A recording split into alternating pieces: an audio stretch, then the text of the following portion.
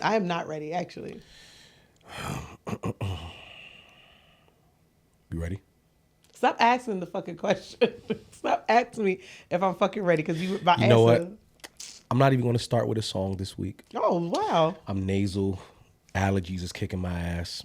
Look at the Easter miracle. I feel like, my life. A nigga gonna sing his way into the intro. I hear. You thought some allergies was gonna keep me from singing? I actually believed you. Oh my God. I'm so disappointed in myself. Oh my God. I'm actually very disappointed in myself that I believed you. What the fuck? Everyone, thank you for tuning in once again. This is episode 17 of our podcast. We have a name. I know I keep saying this, but we're waiting for we're waiting for a perfect time to announce it. We have some things planned around it, so there's a reason why we have not named it what it's going to be named yet. If you're bothered by how nasal I'm sounding, I'm so sorry. It's my allergies, and you're gonna probably sound that different. Really? No. That's fucked up, because what I hear in my head, I hear something totally different. Yeah. Damn, this is how I sound all the time? A little bit. Oh, shit. How do y'all nasally to you, Joe? Nah, but that's probably him overthinking, because, you a singer, so you're always just trying to over. This is... You don't sound nasally. I don't like that. The only reason I know you have allergies is because you told me. Oh, shit. You could be a little dramatic sometimes. Then I just sound nasty then. He's a little dramatic at times, right? At times? A little? Wait, y'all think I'm dramatic? Right. That's the real fucking joke. I see what type of time we on today. Hey, No. This is actually a valid question. You don't think you're dramatic?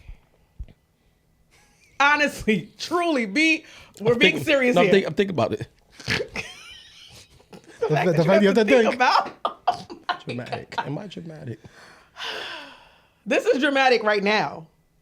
What you're doing is being dramatic. Is performative the same as dramatic? Can be, depending on the context. I'll say I'm more performative than dramatic. Because I think dramatic still lends to like how you really feel to some degree. Okay. Performative, but I really don't be feeling shit. I just lean into it. You're just too goddamn jokey. Yes. Okay. Yeah. There we go. All right. I'm performative. We can come to that compromise. Yes. Like I beat him in that because I am dramatic. Yo, thank you guys for tuning in, man. I knew the nigga was dramatic. Thank you guys once again for tuning in. So much to talk about today, but I'll be honest with you, we had this whole conversation outside of not wanting to like really delve into current events all the fucking time, because we don't want to just be this typical podcast that just always has to talk about what's going on in the news. But plus, I don't be paying attention. And we all, I ain't gonna lie to you, all of us. I mean, I do pay attention a lot. Yeah, he pays attention a lot more than me. But I don't want us to get stereotyped as the current events podcast. So there's gonna be days where we're gonna lean into more current events than others. Mm-hmm. Today is one of them days where I feel like there's a lot going on. There's a lot going on for us to at least want to talk about. Some stuff we don't care about, but we'll mention it just so that you can hear it and feel okay. Move right along. Yeah, move right the fuck along. But what did you do this weekend? I feel like I haven't talked to you. You know what's funny? You miss me? That you know what's funny? I called you. We spoke, but not like how. Yeah. I feel like we didn't speak like we usually do. But I kind of like that. I kind of like that for right now. Fuck you too. No. I like it for right because, like I said, I really do look forward to coming here and talking.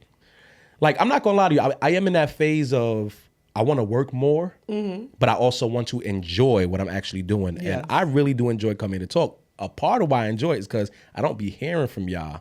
Well, I hear from Joe, but me and Joe, most of the times we talk, it's literally just sending like credentials and specs. And I'll send you random like Instagram stories or like Instagram posts or send you some random shit that I see. But these last 2 weeks have been busy. Yeah. And I purposely don't watch y'all stories. So I don't be knowing. Oh, you don't? I don't. So you didn't know what I did this weekend? No, that's why. Because I be wanting to come here and like ask. Yeah, I hold the stuff in too. I'm like, you know what? Meanwhile, I be all in y'all motherfucking stories. No. What are these niggas doing? See, he a liar. What? Because you sent us video and pictures of you out. Well, and we're not going to get into it, but yeah, this guy. No, but I actually almost I almost got stuck there, and I didn't tell y'all about that. I don't know if I did. Well, you did. I talked to you. Yeah. Yeah. I picked up Joe from the Joe, airport. how many times is the Lord going to try to teach you the same lesson before you fucking learn it? Yo, look, sometimes you gotta do what you gotta do. I'm dedicated. He dedicated to the mistakes. He locked in. God is trying to tell you something like a Tyler Perry movie, and you are not listening. Yo, that's literally what I said. I was like, yo, this weekend was like, yo, they trying me. My passport was literally nowhere to be found. So I just want y'all to know, and viewership, I'm going to make it my business to be the last time that we address any of this fuckery that Joe is doing outside of this country. Because let me tell you what's going to happen. Joe's going to go out there one more time, and one of three things are going to happen. I'm not going to say what one of those three things are on this camera. I'm going to say it to him on the side. Wait, what? Nigga said, I'm not gonna... Yeah, come on. Because I hate niggas so bad. All I'm right, not going to say it on this camera. Whoa. All right. He's going to find himself in some type of trouble out there, right? trouble, like legal trouble, or Could like, be. get Just jacked or like whatever.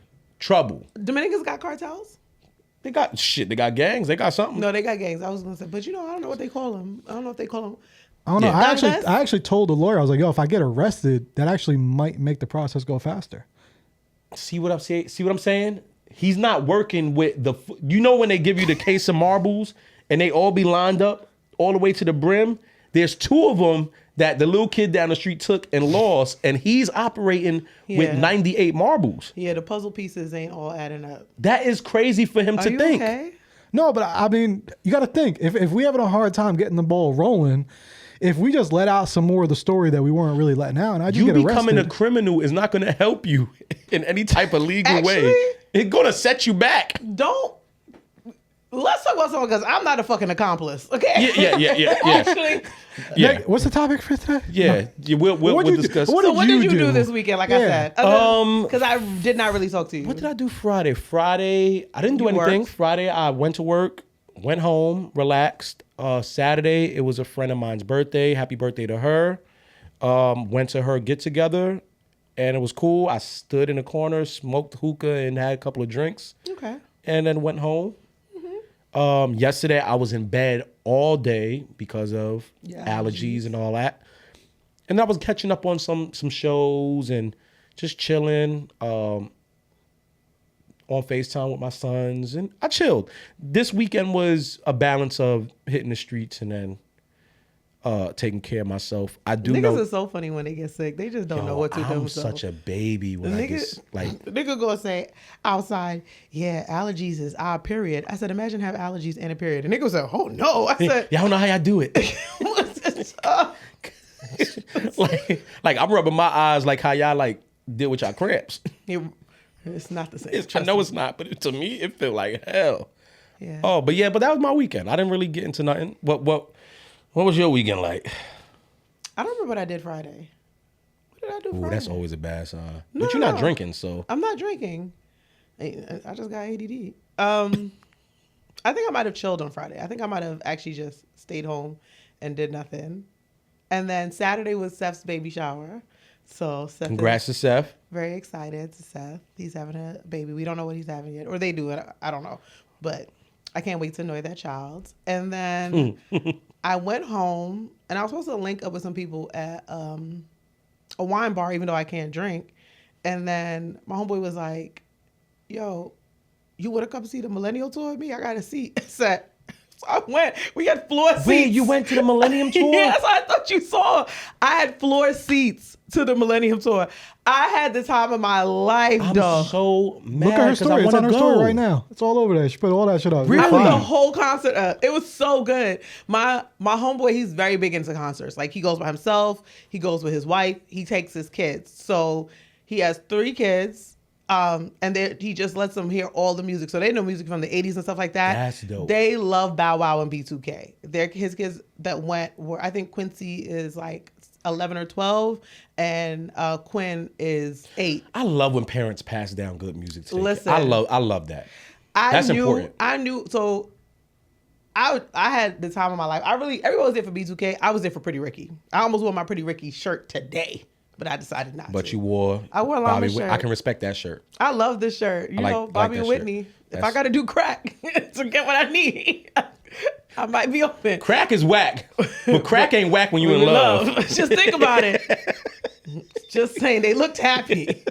They looked happy. Crack might hit when you in love. When your partner's a crackhead too. Yeah. That crack love. Yeah. I can't. Don't nobody get engaged quicker than some drug addicts. Okay? Poor niggas and drug addicts, you will be married in an hour and a half. Yo, because they have nothing to lose. So they ain't care about prenups. They like, look, you, me, lock it in. I want you to finish this Millennium Tour. But we definitely go off on a tangent, but that's cool. People say they like it. What choice do y'all have? Yeah, we fucked up, yeah. If you had to choose, like, being sober, having money, and success, right? And then being with a partner that you really hate, or just being alone, over, I got somebody I really love. Your soulmate. My soulmate. But we gotta be on crack. But we on crack. I'm not gonna lie. I'm not gonna pick the crack. I Oh, can't. come on. You're not gonna pick the crack? Pick the crack. Dog, you see how crackheads be acting? But you in love. First of all, the wig alone, I hate a bad wig. I know not. I hate a bad wig. Them wigs be mad at I'm like, is the crack in the wig? How did the wig get involved into the drug? Joe, you're not choosing the crack? Some of the best sex I've had was with a girl that was doing a little crack.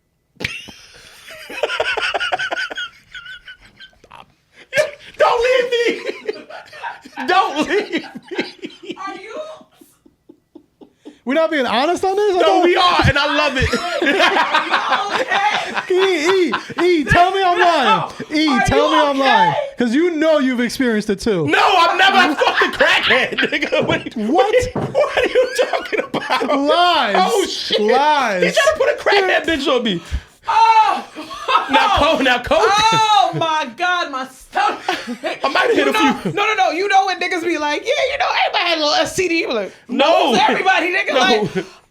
Y'all are fucking liars. Joe. Oh my God. That is hilarious. All right, listen. Hot. No.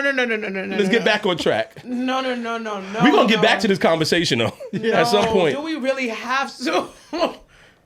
You fuck with a bitch who's on crack. Okay. All right, so you went to Millennium Tour. You have to give me a minute. You have to give me a minute. Because in all of the things I've heard y'all niggas say in these past, what is this, episode 17? We've been doing this for 3 months. In everything I've heard y'all niggas, and y'all have said a lot to me. Shit. That was it. Yeah. That was it. Oh, God. I'll let you catch up. In the midst of everything Sai was saying, I do want to say I'm disappointed because I wanted to go to the Boys4Life Tour. I wanted to go. I like B2K being back together. I know, and they've been broken up and back together. This to me feels different. I think they've all went through all the ups and downs that they can as kids and men. And I think they all realize, this is where our real equity lies, this group. Omarion's had success as a solo artist, but it don't hit the same without him still being attached to So I like them being together and seeming like they're getting along and really their kids get to see them in a whole different light. And they look good. They all look healthy. I will do my quick recap of it because I did not know that because I didn't know you don't watch my stories on the weekends. Anyway. I'm going to start watching them because if I didn't know that, I'd have been mad. Oh, good. I'd have been blowing you up the whole time. Put me on FaceTime. I didn't post in real time though. So that's also that. That's but A-Marie opened, which was crazy because I was like, A-Marie before B5 feels a little weird to me. But wait. A-Marie went before B5? Yes. They gave her 3 songs and she was out of there. And I was like, and how many songs B5 had? B5 had 3 songs, but they were like, people were screaming when I walked in there. They were like, so they love B5. And I was like, you know what? They knew their audience for where they were at. Makes sense. Young Jock was there. He was before B5. So it was A-Marie, Young Jock, B5. And then I had come in, I was getting a drink for my homeboy because he gave me the ticket for free. So I was like, I'm gonna buy you some. I'm like, I'm gonna wait online. I don't care about, I already walked in on A-Marie. I don't care about Young Jock. I did a little bit, but I'm like, I'm gonna get you your drink. Okay. Then Crime Mob came out. You gotta see Crime Mob. I went to Temple, for anybody who does not. I went to Temple University. We was like a Dirty South school. They came and performed. That album came out my sophomore year. They came and performed at Temple for our spring fling. I was singing stilettos, pumps, like Diamond is yeah. Everybody was everybody there. there. Right, everybody was there. They brought Scrappy out. Like everybody was there. And I knew I was a little worried because, like I said, my friend brought his kids, and I'm like, you know. Some of the stuff could be a little bit whatever. And also, do they know all of this music? I knew we were fine because when Crime Mob came out and they started singing Knuck If You Buck, his 8-year-old was like this. I said, Quinn! The 8-year-old knowing the... Quinn was like this, Auntie Sayo? I said, just like that, baby! Just like that! We had the time of our lives. Waka came out. Fire. Waka's still fine too, but I know y'all don't care about that. We don't care about that. Waka's still. All right, we heard it the first time. I'm gonna say it a second. All right, go ahead. Okay. Waka's still fine. And then Pretty Fucking Ricky came out. Ooh. Is it all 4 of them, or is it just the 3? No, because the 4th one is in jail. He locked up. That's right. Yes, he's in jail. What's his name? Slickum? Slickum, Baby Blue, Spectac, and Pleasure P were there. Got it. And Slickum don't really do nothing anyway. Yeah, I mean, I'm not gonna. I still like to see a whole group together, but because the thing is, I don't want to say he got left off of Bad and Bougie. You know, I don't want to be the one. I don't know what that man do for real, but he's still a part of the group. So. Yeah, exactly. You don't take that away from him. Free Slickum. Unless you did some real crazy bullshit. I don't remember what he did, so I'm not going to say that. If you did some crazy bullshit, then we see you when you repent. Stay in there. All right, go ahead. Please. When I tell you. That Blue Star album, wow. I had a time. It was a good album. It was Spectac still freaky though. He is still a freaky He's still up there. So what happened is, I guess, and they did this for B2K too. I think because one member of the group had solo projects. Yes. They decided they're giving them a spot, but they gave everybody kind of like their own section, except for the blue nigga. I forgot. Baby Blue, Big Blue, whatever. The fat guy. Yeah, I don't want to call him fat. It is what it is. He was dressed the way he was dressed. I'm gonna send you the video. That nigga looked like every Dipset album all at one time and bedazzled it. My homeboy was texting me talking about, when you see me wearing that for 4th of July, just know. I cannot wait to show you the picture. But Spectac came up. He rose out of the stage in a red towel and no shoes. Walked into the audience and grabbed a very voluptuous lady. Okay. Blindfolded her. Okay. And proceeded to overwhelm the whole audience. All right, yeah. There was honey in the mouth. Yeah, I'm cool. See, this is the part where I would have went and got the drink. I don't need to see. Yeah, the kids had to go. I'm cool. I didn't need to see that. I was laughing. But I was also screaming. I was telling people next to me to cover my eyes while I was recording. See, I don't like that. I don't like it. I don't like that. It was too Because as a performer, you have to know that even though a majority of the crowd, 100%, is going to be women from your generation who grew up with you. I get that. But there was also a very young portion of this crowd that just falls in love with the music and they don't really understand what's he was well past my freaky meter, and I was like, this is too much. Okay. Pleasure P came on. He could still sing. I love me some Pleasure P. Boyfriend Number 2 came on. Wow. Back in the time when I was Pleasure P got some good records. Yeah. People kind of skip over. I don't cheat. But like I said on my stories, it was a time of my life that was a little shaky, and Boyfriend Number 2 was my favorite song. It's disgusting. All right. And then Bow Wow came out, brought JD out. Fire. It was fire. Lil Mama surprised them, so they could saw a clip of that. They were on the same stage. And then B2K, and I didn't know Orion had a song. They let him perform it. That was kind of them. But who? Omarion's brother, Orion. Ain't that his name? Yeah. Yeah. They let him perform. Okay. They had him. I didn't know he had a song. All right, that's cool. All right, he was their DJ as well. And they all had their separate segment. Everything was great to me. I was a little confused why this part would have pissed you off. I wish I recorded more of it, but I refused to. They gave him their own, like, Razby did a Michael Jackson tribute. I've saw that going around because he doesn't really. I mean, he does have solo records, but none that anybody will really know. He does?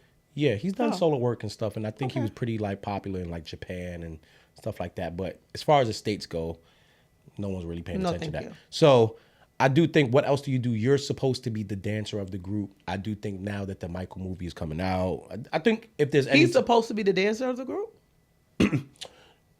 Well, actually, no. He's not supposed to be the dancer of the group, but I do think when you watch the group together, he takes the dancing part more serious than anyone else. He's more intense with it. He's probably... Yes. Yeah, you could tell he's the person that when they get to rehearsal, he'd be very serious. He's very serious about, let me get these steps down. Yeah, because Omarion, love him down, but I can see Omarion being annoying about this. But anyway, I had a great time. Me and the kids have a great time. I'm very glad that my homeboy hit me and told me to come. It was a great last minute change. And then Sunday, I went around to... Well, that was very interesting segment of us recapping our weekends. I wanted to, before we get to the weekend, I want to recap something that happened before the weekend. And I consider Friday a weekend. So Thursday night, I had plans of going out. And I did not go out because Verzus was happening, right? Versus this month was Tank versus Tyrese. Now, some clips floating around of me talking about it. There are? Right? And I didn't really get the opportunity to flesh out what I really want to say. I didn't see no clips about you. That's peace. just let me joke. Just let me know shit.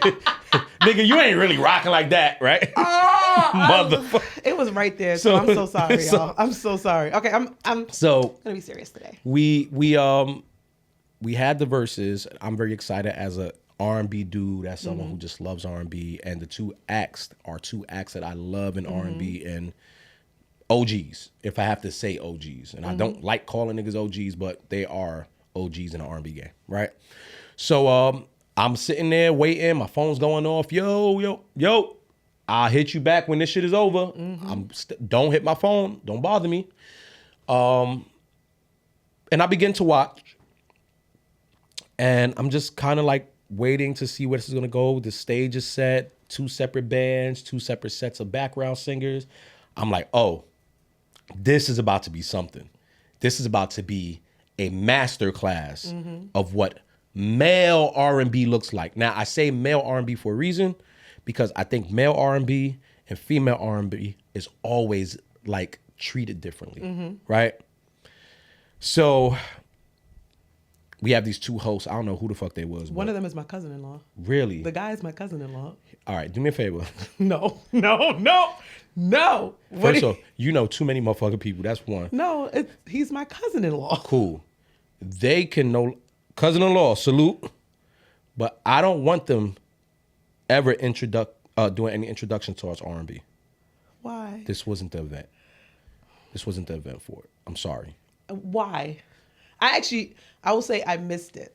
I missed it because I was walking Ginger because I had just come back from the gym. So I didn't actually see him on stage, but I knew R&B is like it's a feeling. It's a groove. It's an energy. It's not supposed to feel so rehearsed and introed without passion. It felt like 2 people up there who really did not give 2 fucks about the artists that were there and were reading off of a teleprompter or a script. And that, for me, is the start where I was like, all right, y'all getting me mad. I will say I understand why they had it. He throws this party called R&B House Party. He throws R&B House Party, so they did like an R&B House Party beforehand to like for the audience as the lead up. Okay. Stay at R&B House Party. No more Apple, no more oranges. Let's move on. Right? So that was a start. Let's move on. Tank comes out first. Waiting for Tyrese to come out. He's taking his time. Get it. Tyrese he dramatic. Oh. He dramatic, right? And I'm not mad at his dramatic, because sometimes his dramatic is cool. He is. They both Capricorns too. Yes. So that makes me laugh. Tank starts, and Tank sounds amazing. Amazing. Tank is gonna always sound background, amazing. Everything the was band amazing. sounds on point. The background singers are gonna always sound on point. He's just never gonna be bad on any stage. Ever. So I wasn't surprised by anything at that point, but I was happy that he started the way he started. Started slow R&B. he did 2 songs back to back. So I said, oh, they're rushing this process because they don't want to do the one song, which will make this shit a little longer. Yeah, so 2 songs around, great. I like that. Tyrese comes out and does a snippet of one joint, cool. Then gets into the record with Chingy. Mm-hmm. First round, I'm like, all right, I like that. And I actually gave the round to Tyrese. Mm-hmm. But your first round, you bringing out a nigga and it's Chingy? Don't disrespect Chingy. I fuck with Chingy. I like Chingy. But this ain't the moment. This is not how we about to start this motherfucking battle. Don't disrespect Chingy. I'm going to speed through the process and just say I was disappointed. You were? Okay. Yeah, I was disappointed. And not because they didn't sound good, not because, they don't have the records. It just felt like it was just too much funnies and too much trying to lean into more grandiose shit than the actual music and the talent. And I would have liked the moments where, and I saw Tank try to do it, like let some of the background singers sing and really show. But I remember when we watched Earth, Wind, and Fire versus Isley Brothers. Mm-hmm. Or Patty versus who was Patty against? Patty was against somebody. You asking a bitch with bad. Might have been Shaka. It was somebody. No, I know it wasn't Shaka. Whoever, somebody, right? And it just felt like, oh, this was just R&B back, highlighted for what it really is. Not no joke, not no other little sly comments, not just singers singing. And I don't feel like I got enough of that. I feel like there was too many guests. I'm gonna be honest with you, I like the Jamie Foxx shit, but I didn't need Jamie Foxx up there as long as he was up there. Yeah. Jay Valentine was cool. Salutes to Bobby outside. I know a lot of people like, why you, but I know why Bobby came out and I get it. And actually I'm gonna sit and talk with him too. So salute to him. Trey, and I fuck with Trey. I don't know if I didn't need that moment. If I was going to get that, I could have got that when he did When We the first time. Mm-hmm. But you know what happened was he was in the comments and somebody hit, like, who's winning? And somebody hit him up like, yo, are you in LA? Can you make it to the Verzus? Mm. He literally was supposed to be there earlier. He went and got a new fit. And that's what took him so long. But I see what you're saying. My thing with Verzus lately has been, they are trying to capture the magic of Verzus during COVID. They can't do it anymore. They need to restructure the actual production, and it's gonna feel produced because now Apple owns it. Mm-hmm. So like, there's no way for it not to feel like produced. Apple, for the good and for the bad, from the event perspective, Apple overproduces everything. So it's never gonna be like a seamless, just kind of like raw R&B because there's no ROI and there's no return on investment in that. Like, they need to showcase as much artists as they can and make this a concert and do this. And I think certain parts I actually didn't hate the guests. I was nice seeing Jamie pop out. It was nice, like, oh, who's going to come out now? I don't understand why Tyrese didn't have the same +1s as Tank, but he only had Chingy. I think might have been a matter of who else has he worked with that he could have brought out. I understand that, but I feel like that's also the Brat would have been dope to bring out. But I feel like what do you like?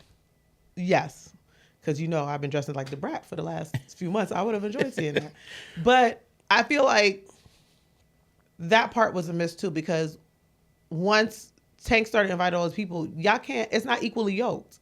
Like, why does Tank have 19 niggas coming out and Tyrese have 1? I'll be honest with you. I think the matchup is what, and I didn't say it before this, but I never wanted this matchup. I don't think Tyrese should have been the one. I wanted Tank versus Joe.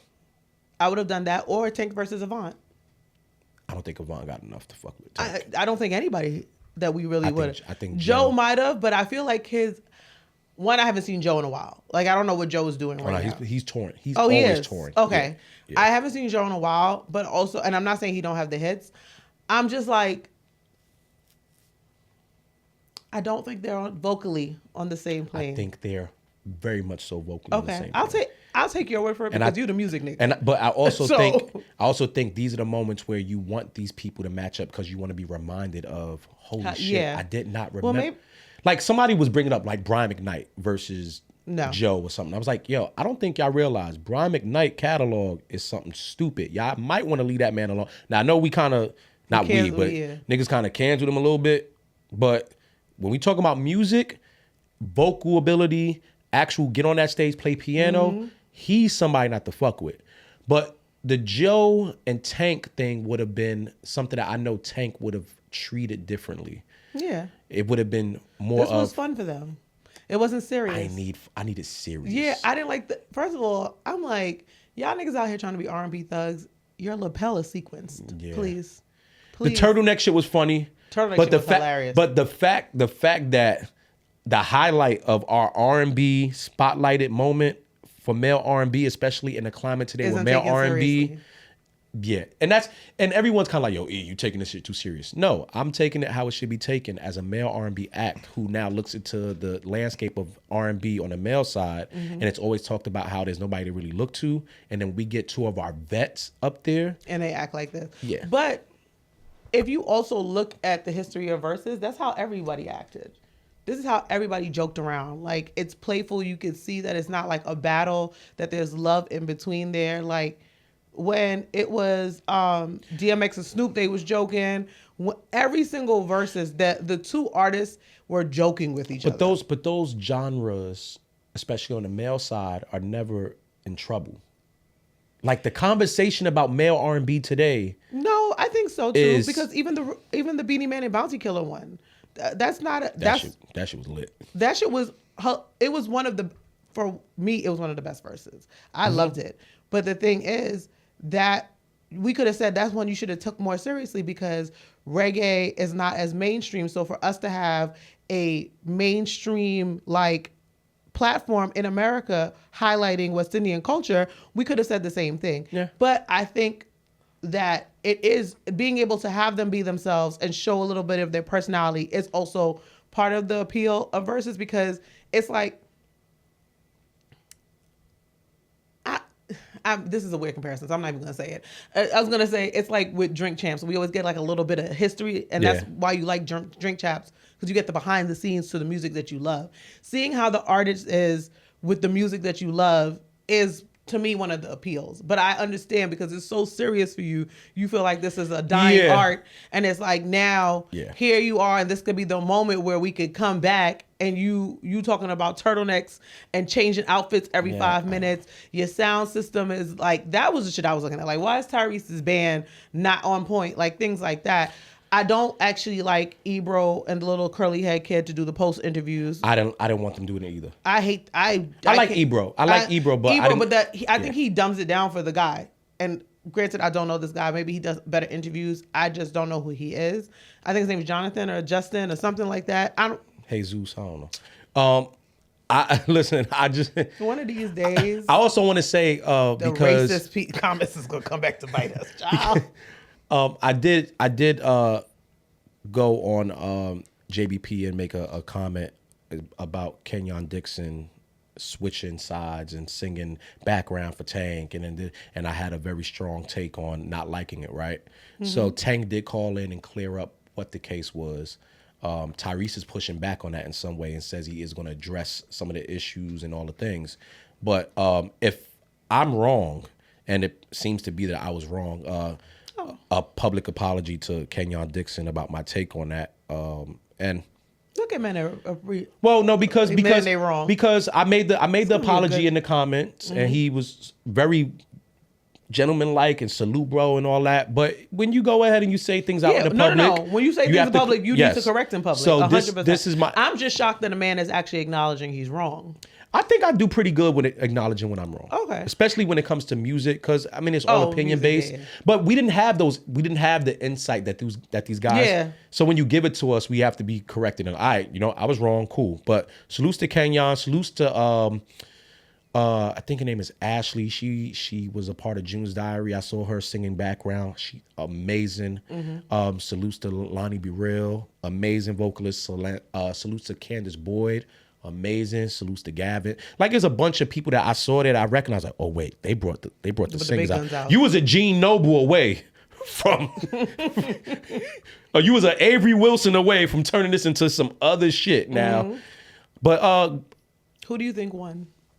I think Tank. I'll be honest with you. When I started to score it, it wasn't far off for me. In songs, really, it wasn't far. It wasn't too far off. In performance, Tank murdered that shit. But Verzus no longer just about the songs you play. Yeah. Which is why I like the Joe versus Tank.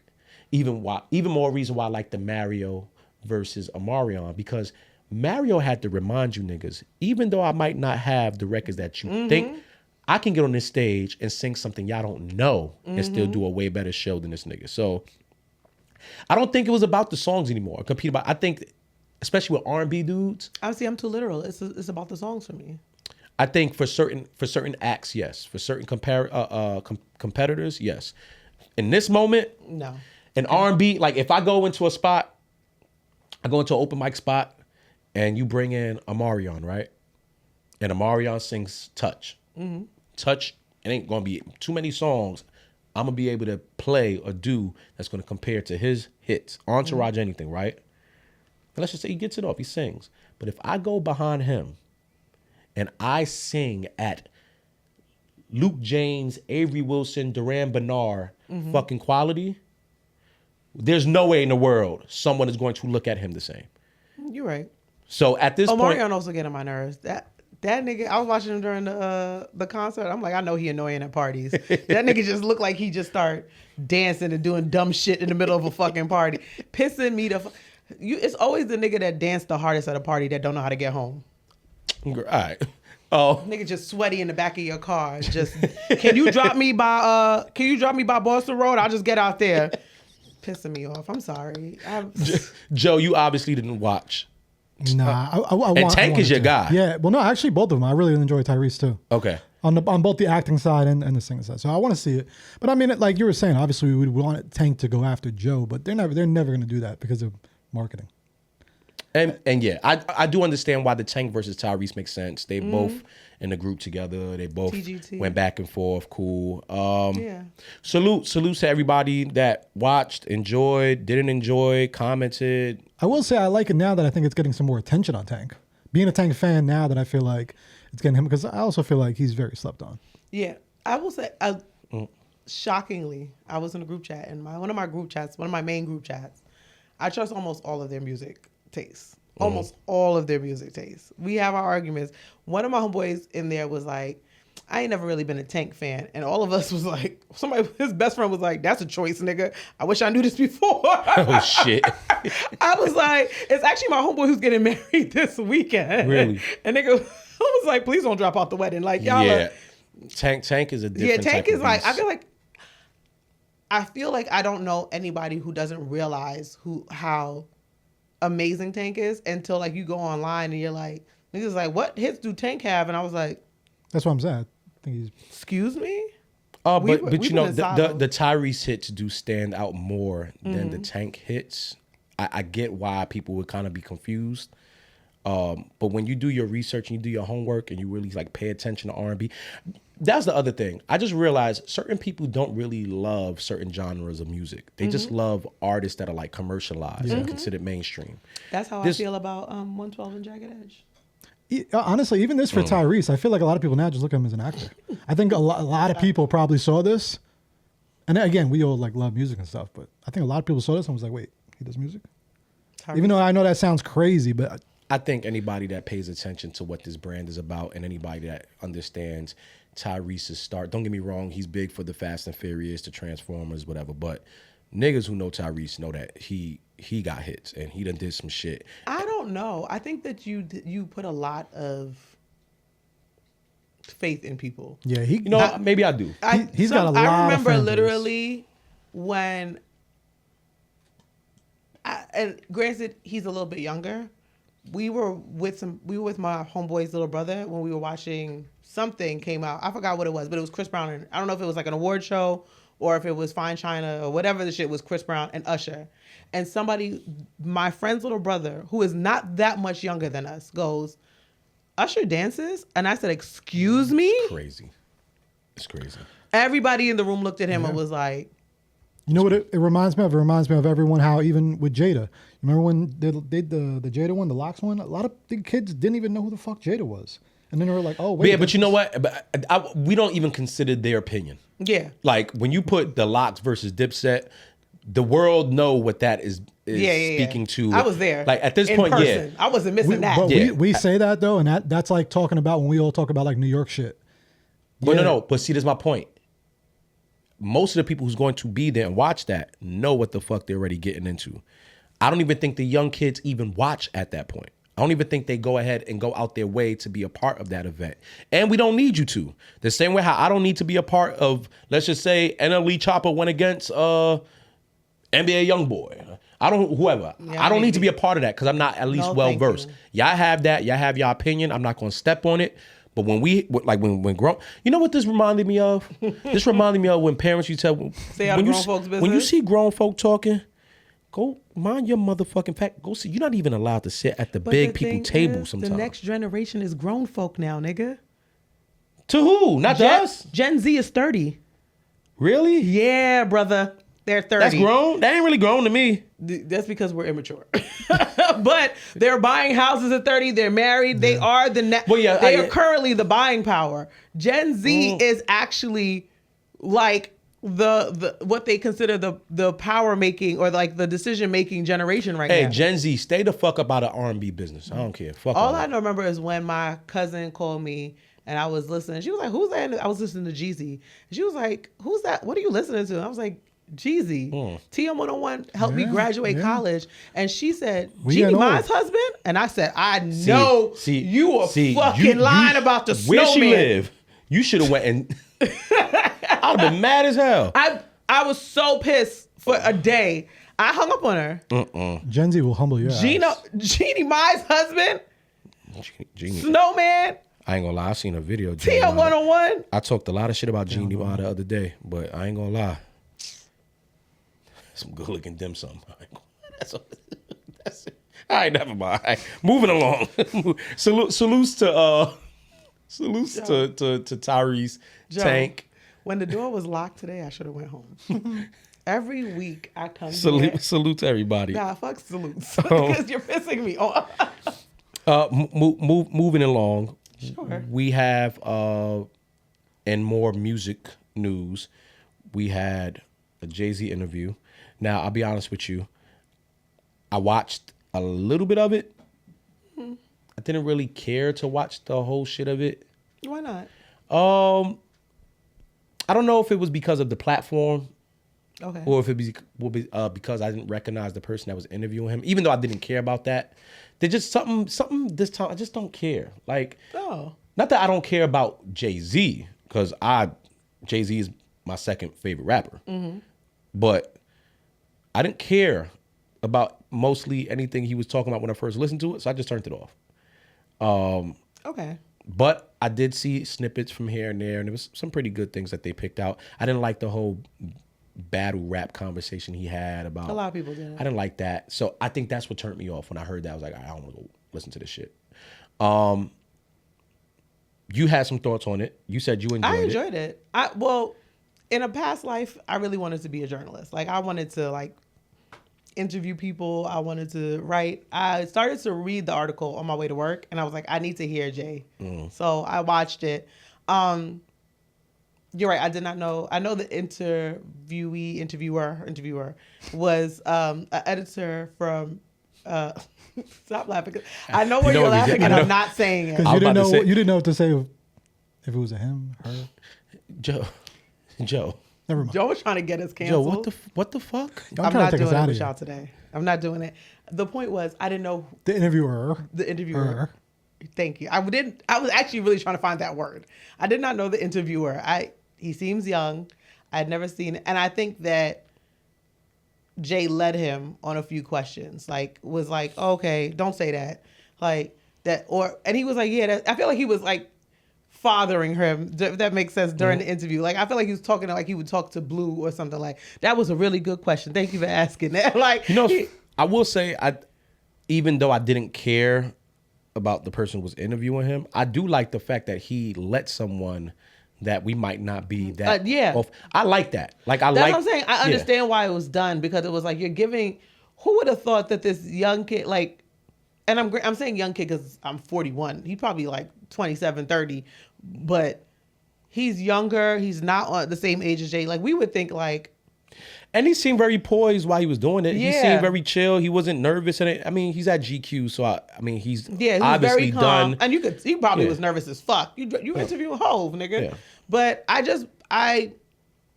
like the interview because it really was just a reminder that the same shit that you're thinking as a person who's going to get your 9 to 5, has to clock into work, who has to fucking do Excel sheets, you're having the same thought process as Jay. Like a lot of things that he says is like, when he was talking about like the lawsuit and like the person saying they were sexually assaulted, he was like, I was angry. I like that. I was pissed. I did and like I'm that. like, yo, we always really put these celebrities on a pedestal.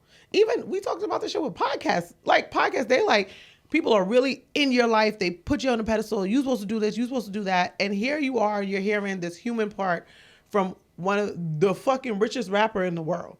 Yeah. Like from Hove. Like even when he was saying something, he's like, I didn't care about that Kendrick Lamar and Drake beef. Like I picked Kendrick Lamar because I'm a business person and the nigga was popular. Yeah, he had the better year. Yeah, he had the better year. He was like, I don't give a fuck about they beef. I'm Hove, nigga. What the fuck? I'm like, mind your business, Hove. The only thing I really kind of was like a little weird about was like his billionaire conversation where he talked about, he was like, I don't want to do strategies and tactics. And I feel like even though you're saying that, to get to that place, you had to do something.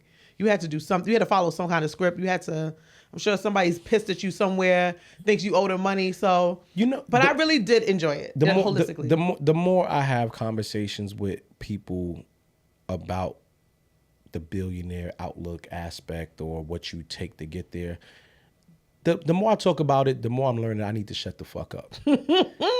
And mainly because I don't know what it takes to get there. Also, I don't know what I would be willing to do to get there. I don't even know what it takes to get close to there. Yeah, I feel like we often, especially with things that we have not experienced, we like to predict how we would handle it. Mm-hmm. And I don't want to sit here and think that I'm so above or so under a certain approach that when given that time that I have to make those decisions, I won't or will do something. Yeah. So I'm not even close to making a meal right now. Yeah. And the money's gonna change me. So I'm gonna tell y'all that. You know what's so funny?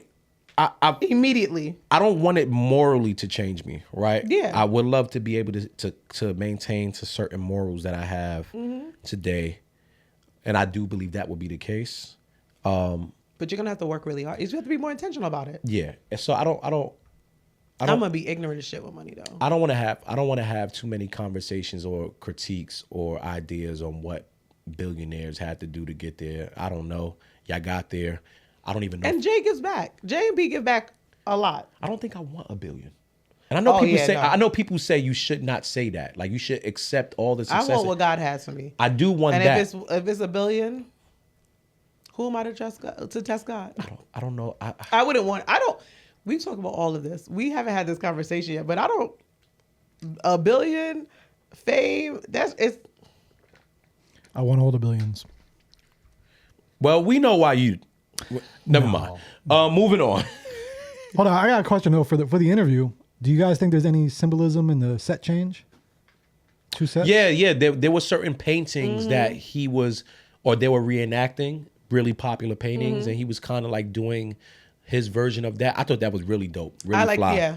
That was fly. The art scenery, design, everything was fly. And Jay, I don't know if Jay really is leaning into this Basquiat thing with the hair or whatever, but he's clearly big on art and the meanings of it and what it represents. So I think that was fly. Are we getting music?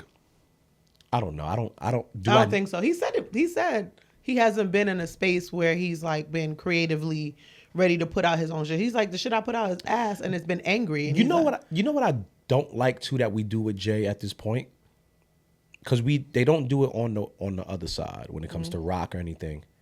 You know, Pink Floyd, Rolling Stones, Kiss, all the rest of them, they can tour whenever the fuck they want.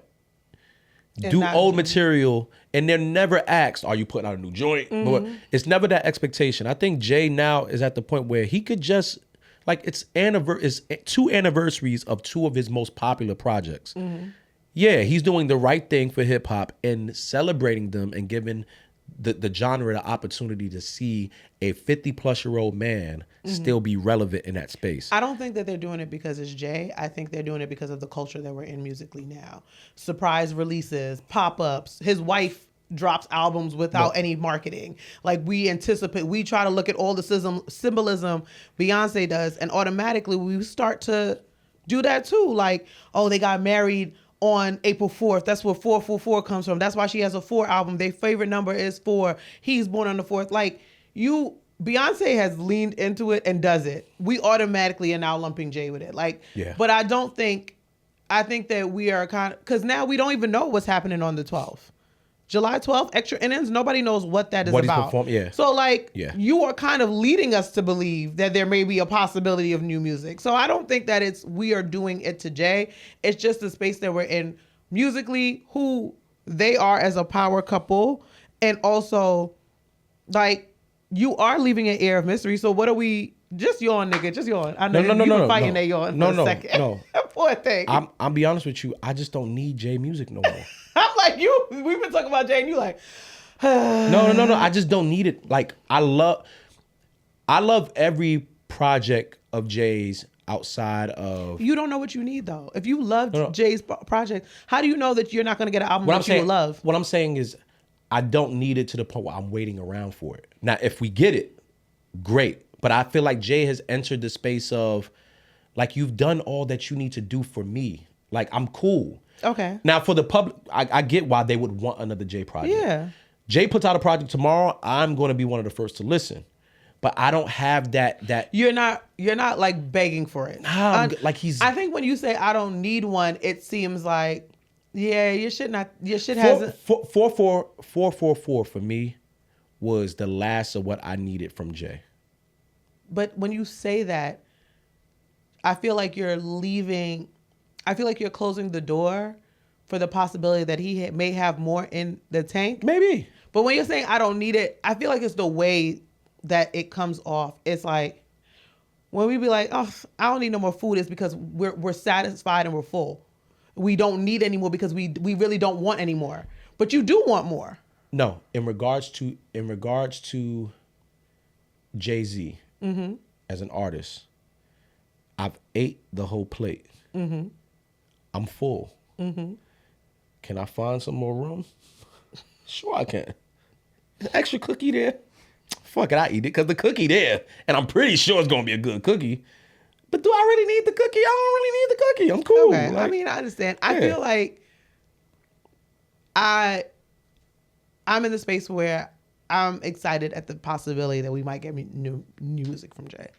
I'm excited about the possibility, but if we don't, I'm happy to let you retire, friend. Yeah. You've given a lot.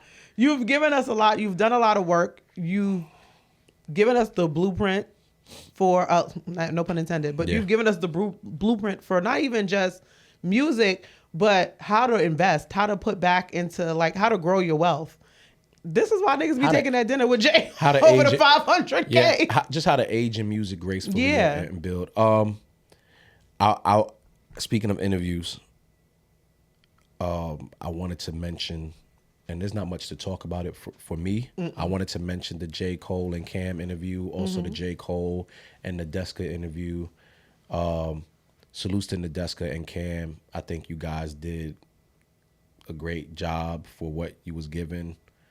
I didn't really find any real interest in any of the conversations. I don't have much to talk about it on. I also don't say that like in a very disgruntled way with J. Cole. I just never, it's another thing where I don't expect much. I don't expect much from a J. Cole interview. He's not a person that I feel I need to even look forward to. Like, I just like the music. I like what you stand for as a person thus far. I don't think you're ever going to get on an interview and really give it up. So my thing is, I think J. Cole is just a regular nigga who makes great music. I like that. But the thing is, I think when he does interviews, that comes out the most. Like, when you have been when we hear interviews from like Cam or anybody musically, I'm not even going to say narrow it down by names. Anybody musically, we expect entertaining. Yes. We expect a performance on the microphone that's not their music. We expect them to bring that same energy. J. Cole went to St. John's. That's a regular college nigga that just happened to start rapping because that was the form of his medium to get his creativity and his music out, and he's great. Even him saying, it took me 10 years to do a project, and Cam is saying, it took me 20 minutes to do my verse. And they're not, I think, I want a certain thing from J. Cole, and he's not that, but I think that the interview, not that he wasn't giving us much, he was giving us who he is. And that is unfortunately not enough for certain people. I think that the interview wasn't amazing. It wasn't like, wow, this great interview. Oh my God, I'm going to rewatch it. Because I rewatch interviews. I think that it was nice though, because we saw this conversation between two rappers where it's like miscommunication can fuck you up. And like, I did like that. I did like the fact that they finally got to the interview because I didn't think that it was ever going to happen. But I like that. And it goes to show both of them just being men and like, yeah, you know what? We both was bugging. Was like, yo, Cam said, I shouldn't have did this. I should have had my paperwork beforehand. I said, you know, I was wrong for expecting the whatever, not signing nothing. But, you know, it is what it is. And J. Cole like, yo, I kept putting you off. And there was a miscommunication, and both of them wasn't yelling over each other. They were listening to each other. They were being intentional. I think that interview was good because it shows that niggas could fuck up, and there's still like a level of, yo, I fucked up. We could piece it out, and we can move forward. And look, I'm still actually living up. I'm still actually coming up to my word. Yeah. And so I appreciated the interview. I don't think it was like mind-blowing, like we quoting pieces from the interview like we did with Jay, but I really like Cam. I think Cam is hilarious. I've always loved him as a rapper. I think J. Cole is truly an artist, and I enjoyed it. You know, salute boring as it may have been for y'all. Salute to both of them. Salute to Cam. Salute to J. Cole. I wanted to bring up, so we have a little controversy with Druski, right? Mm-hmm. So I do want to, before I even talk about any of this, I do want to say I think Druski is one of the funniest. That nigga is hilarious. Never mind the internet, just period. Like just naturally funny, just timing, just understanding how this whole comedic shit works. Hilarious, right? So Druski has been doing these skits for quite some time. He's done a few skits before this where he did some level of, we call it whiteface. Yeah, but he did the redneck. He did the redneck one. What did he call him? It was the white trailer trash. I forgot what it was. What was the exact title of it? He did a redneck one where the guy was at the racetrack. Is redneck a slur, Joe? Can we say redneck in front of you? I don't know. Yeah, no. Well, we said a lot of shit the other day. Yeah. We did. Yeah, dude. But not. Let me phrase this. You said a lot of shit the other day. But y'all thought it in your brain. That's fine. Is redneck a slur? I don't really pay attention to You were supposed to be our white bridge, and you need to start doing some research on the white community. I don't like everything always being about race. See? And that was very white of you. See? That was very white of you, and I understand why you said it, but that was very... You don't realize it, but that was extremely white of you. Hey. However, you need to We in 2026. And it's... Have you been outside? Look, that's all I'm gonna say. Oh, listen, I have no problem with today. I could be Puerto Rican today and let y'all have this. I'm cool. So no, Drew, I'm not gonna get in my sister soldier bag, but you do need to be on your white community knowledge because you are our white dictionary. Nah, that's so Joe useless. So the skits that he has done in the past have been very much so playing into creating these scenarios of white people in very funny ways. All different types of people. Anybody who's But let's be clear, he's done all different types of races. Yeah. He's done Asian, he's done black. He did the black mega church one. Yeah, he's done all. Mad. Yeah, now that was a good one. Woo, they was mad. So recently he did a skit pretending to be a conservative white woman. Yeah, conservative white woman. A lot of people loved it. There was a lot of people who hated it because they feel like it was him taking a dig and making fun of Erika Kirk, who is Charlie Kirk's widow. Oh yeah. I will say when I first watched it, I did think that was the case. I did think he was making fun of her. I did. 100%. I think he was pulling inspirations from other things as well. But I think the commercial look was let me look like this person because people will automatically connect it with that type of scenario and situation. I think it was the sparklers. Didn't she walk out to them sparklers? It was that. It was the but it was also really, the eye color. It was the outfit. That, but honestly, now I'm gonna say my racist thing for the Please say it, because I want to see if we're gonna say the same thing. A lot of white people look the same to me. Oh, that wasn't what I was gonna say. So he had blonde hair. I'm with you, Joe. That was, he had, I'm coming back though. I'm coming back home. He had a lot of blonde hair. I'm coming back home. I'm coming back home in a second. A lot of bleach blonde hair. Blue eyes, that pink lipstick, the little dog, organic, like that's a very widespread theme. Okay, cool. So it could, and he just happened to have the same face shape as her. Let me tell you what I thought. I thought he definitely making fun of her, or not making fun of her, using her as the image to represent the conservative white woman thing, right? But I also thought, I don't give a fuck. Yeah. Because it's funny. And she is, at this point, trying to walk around as the poster child for conservative white women. Yeah. Right? How long of a grieving process is it for her before we can make fun of her? Or you, like, she went ahead after. I never gave her any time. I was making fun of her from jump. Right after Charlie Kirk's passing. Death. Murdering, whatever you want to call it. Killing. It was a murder. Right? Yes. It was actually a murder. She was on TV. A week later, she's done sit-down interviews with Nicki Minaj. She's done. So you've now moved on. It's not like you've like stood away from the public eye so that you can grieve and mourn and you don't want people to like. You've now put yourself in the place of being a spokesperson for whatever reason. Yeah, because that's what she thinks her husband would have wanted. This comes now with it. You and your talking points and some of your shit being made a mockery of. Yeah, I don't think Druski gives a fuck. And I love that. And he shouldn't. And the thing is, Druski is hilarious in any way. Even the Could Have Been records, I watch all that. The Could Have Been Love shit. The Could Have Been Love shit. All that when that big bitch was tearing that fucking stage up, Matumbo. Yes. Woo! I said, she on OnlyFans. Yeah. I didn't know that. Yeah. I'm like, I never seen a 6'7" girl masturbate. 6'8". Oh, 6'8". 305 Joe, you ever pounds. seen a 6'8" girl masturbate? No. I had to put the widescreen on because the whole body wouldn't fit. I was like, it's just belly button. And she was sitting down. I said, God damn, this is a big bitch. She's 6'8". But I just can't imagine. 2 or 3 of my old niggas are 6'8", 6'9", and I'm like, and you are that as a woman?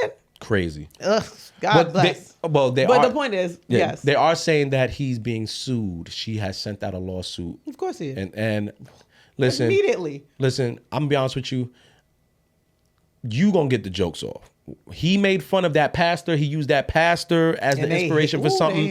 They was mad, so don't make it look like it's a thing where he's just picking on white women. He's done Asian. He's done West Indians. Yeah. Listen, I think that Druski has found a great talent. And I usually don't like when male comedians dress up as women. I'm like, why do we can't get the joke off without putting a bonnet on or something like that? Druski's the only one I feel like I've ever like. He goes the full. Now, I will say, there's one group of people I know you're not going to do. And that's the problem I have in these situations. I can't say their name, but let's just say they rhyme with Brew. Oh, yeah. You not doing hey, listen. If he does that, boy. So, Druski, I want you to stay safe. Stay safe, take your risk. Do what you need to do. But be strategic. But be very strategic because they've shutting down way more powerful people. Yeah. We need you, my brother. Your career going to be in them tunnels we don't know nothing about. Right in Brooklyn. Because what happened to the tunnels? No, listen, we just on 17. They will clip this shit. I'm sorry. I'm sorry. I'm sorry. Salutes to Druski. And still, I mean, Erika Kirk, I don't know enough of her policy. I don't know enough of anything that she stands for. I don't know nothing except that she was that man who got killed wife. I don't wish any harm upon her either. No, none of that. If you are I mean, it must hurt to watch yourself being depicted in that way and be made a mockery of. I'm not going to sit here and be like, just because I understand Druski's side, and I also understand how you could go home and go to bed and be bothered if your kids are now on the internet just as much as we are and every other kid seeing this, and they are now like, oh, mommy, somebody's making fun of you. I can understand why she might be having a hard time dealing with this, but with that being said, this is what comes with the game. And she got a hard time saying all that racist shit that she be saying. I don't know what she says. Okay. I don't know. I don't want to put racist on nobody. I will just say that. And I'll put racist on everybody. Okay, well, hey, listen, Sayo said it. So that's fine. But I will say, and there was also, I don't know if you know Matt Rife. He's another comedian. I love Matt Rife. I love Matt Rife. And I know there's that thing where he talks, they have like he's like, diminishing women. They talk about all that shit. He was like, come on, they stop. They've canceled him twice already. Yeah, but stop, Matt. Listen, he's the actual only stand-up. I have friends who are stand-up comedians, so I'm not saying this to be rude, but I'm not a big fan of stand-up comedy at all. I'm not. I don't think that a lot of people. I think people force it. So like, to me, you have to really be naturally like, I like how his delivery is, how he naturally is like just talking to people. And then like, even when he forces a joke, he's like, all right, I went too far. Like it feels very human and natural. I think a lot of stand-up comedians just are trying to make it feels unnaturally funny. And I don't like that. You know why I like Matt Rife? Because Matt Rife to me looks like the actual talent that's out there fucking his fans. And I can appreciate that. Like, I can appreciate a creator that gets out there and... Please. Oh, I wasn't supposed to say that. It's not that you were supposed to say that. It was just like... I just feel like he's just in touch with his We've been doing really well with the Freaky E rebrand, and I just went back, right? What Chilli said? Something keeps holding me back.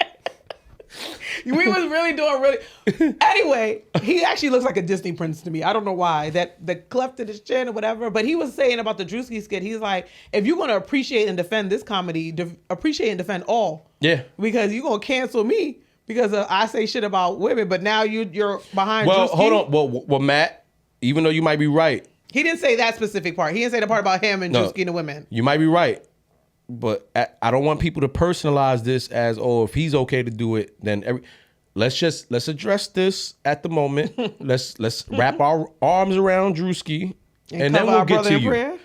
We'll get to you later. Will we? Because you're gonna be all right. Matt gonna be all right. Yeah, he's gonna be. He sells out. He's gonna be fine. Didn't he sell out MSG? Yeah, he'll be fine. Right. Moving on from that into some more conservative white people. I was online, and I don't like you. I had the displeasure of hearing Amber Rose talk, and I feel like we're about to go down a nice little list of some MAGA shit. No. It's bad funny because I did not think that was the topic he was talking about, but that's still funny because I forgot about her. Yeah. Amber Rose is in the car with Nick Cannon, and they're having a conversation. Nick Cannon, get the fuck away from Amber Rose. I don't know what's the fuck. Please. But I'm gonna play this real quick so you guys can have some context. White people should be able to say nigga. And I'm going to tell you why. Oh, shit. Because no one, when you really stop giving a fuck about stupid, dumbass words, will stop killing each other. And Nick, it's very different. You know if it says the hard R and they're pointing at you, it's very different than rap lyrics or saying, oh, that's my nigga, that's my homie. Right. If somebody's using a term as a derogatory term, but we know that. Hurt, you know the difference between somebody just saying We're all smart enough. We're all smart enough to know. Are we? All right. I miss the days when Amber Rose didn't talk. I miss the days when I didn't know what her. Yeah. I miss pre-Python onesie jumpsuit where we didn't know what Amber Rose voice sounded like, because what the fuck are you talking about? The older I get, I really start to appreciate the things that my elders were telling me back in the days about certain women and how looks and how men treat women with a certain level of look, it'd be our fault. Like I remember my dad. Yo, my G, you was an ill nigga. He used to always tell me, yo, He had no idea why men were ever really truly impressed by women with a certain look. Mm-hmm. He was like, that's what impresses, like, you're impressed by that. You're not impressed by at no point what they got going on up here, what they present. Like, it's one thing to sleep with a woman that looks good. It's another thing to sleep and be attached to a woman that actually has their brain functioning and says some logical shit, has a path in life, and not looking to only utilize their looks. And Amber Rose, to me, at this point, is someone that should never talk. Never talk. And I liked her at one point. I think we all liked her at one point. Yeah, even when she did start talking, I was like, but she just be saying shit, and I'm like. But I also, it comes from this place of privilege, or being made to feel privilege, or being made to feel more appealing than what you actually are. Like, some people need to be told, yo, you're only around people because you look good. Mm-hmm. You have nothing else to offer. She said, Nick, people aren't stupid. Have you talked to people? Like, have you actually had a conversation with people? Because there's a lot of stupid fucking people. You are actually one of them. And that's where the problem is, because Wiz, I'm so glad you got away. Your meter for stupidity is low because you too are on that level. Yeah. I remember I went to Temple. She was stripping in Onyx when we were down there. Like, she was a stripper in Philly. And I was like, so when she started dating Kanye, I was like, ain't that the stripper from the club? I'm not mad. And I'm not mad. Mm-hmm. Like, but I just want y'all to know your limitations. And speaking is yours. Speaking is hers. Speaking is her limitation. All right, this is next MAGA. This is our MAGA segment. We just gonna run through it. Next one. All right. In more news, this hurts me to say because I had a crush on this woman. Oh my God, my cousin Irvin texted me and was so disappointed because he knew. He's like, "Yo, you all right?" And I was like, "Yeah, man, I'm gonna be all right." Irvin's a good nigga, except for when he shows my videos. That's true. Chilli from TLC has been pretty much exposed and outed for her MAGA support for quite some time. She's been donating. Now, she ain't been sending them no real bread. She ain't been like... You've been less than a G. Yeah, she been sending them little short, little shit. She do the escorts, a little short, little here and there. But she's been exposed for liking certain posts from the likes of Trump and the likes of Charlie Kirk in the past. So at this point, people are having a really harsh and visceral reaction to seeing all this from her. I don't equate any of this as the reason to why she's dating a white guy now, because I think you should just love who you want to love. But I do think that now starts to look a little bit... It's looking shaky. A little different. All right. And you seem to be very happy and comfortable over there. She had then also put out a... She put out a little statement where she explained herself, and I'll cue that up as well. I feel like there's no explanation, but go ahead. Hey guys, I wanted to come on here to address a few things that's circulating on the internet that's very concerning to me. Let me say this first. I have the utmost respect and admiration for Michelle Obama. Let me stop there because there was something where it was a disparaging remark made about Michelle Obama, and she had reposted it. But this is her addressing that. I would never say or do anything that is disrespectful to her or to any woman. I would never do that. And I had no clue that this repost had happened until I started getting phone calls and text messages from everybody, and I immediately went to my page to see what was going on. Now, mind you, I'm not very computer savvy, so I'm looking for this repost button. And I see that all of these buttons are very, very close to each other. And clearly I was scrolling and my thumb hit the repost button. Again, you don't scroll with your thumb? No clue that something like this happened until I got all the calls. But of course, I took that down and, First off, she said, until I got to my computer, right? Don't nobody ever even go on a Twitter from their computer. That's one.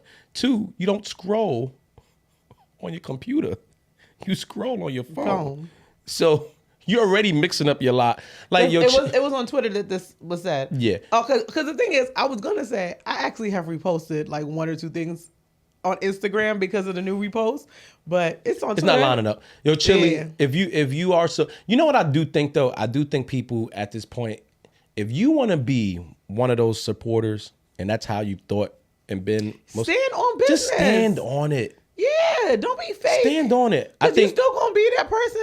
I think the problem is now that because they're going on tour, there's a tour with them and Salt and Pepper and like a whole big. That's exactly what it is. That's what it is. Live Nation hit you and say, "Hey, homegirl, it ain't looking too good." And Live Nation clean that probably up. didn't even do that. Yeah, clean Live it up. Nation, Live Nation probably didn't even do that. It was probably T-Boss that said, "Bitch, I have bills. yeah. If you don't get it together, because Trump don't give a fuck about us." I want to see what that first show looks like. She said $900. Okay, car notes are less or more than that. You didn't even put a real impact into this fucking platform. You gonna risk your career? Let me ask y'all a question. I know she could have put an LLC and just submitted that money. Let me ask y'all a question because we want to make it very clear up here. Everyone up here is anti-MAGA. Anti, Right? Anti. Yeah. We're against all that. I almost ran somebody over that had a Make America Great. Don't do that. Don't do that because that you go to we jail. need, we need you. But is there anyone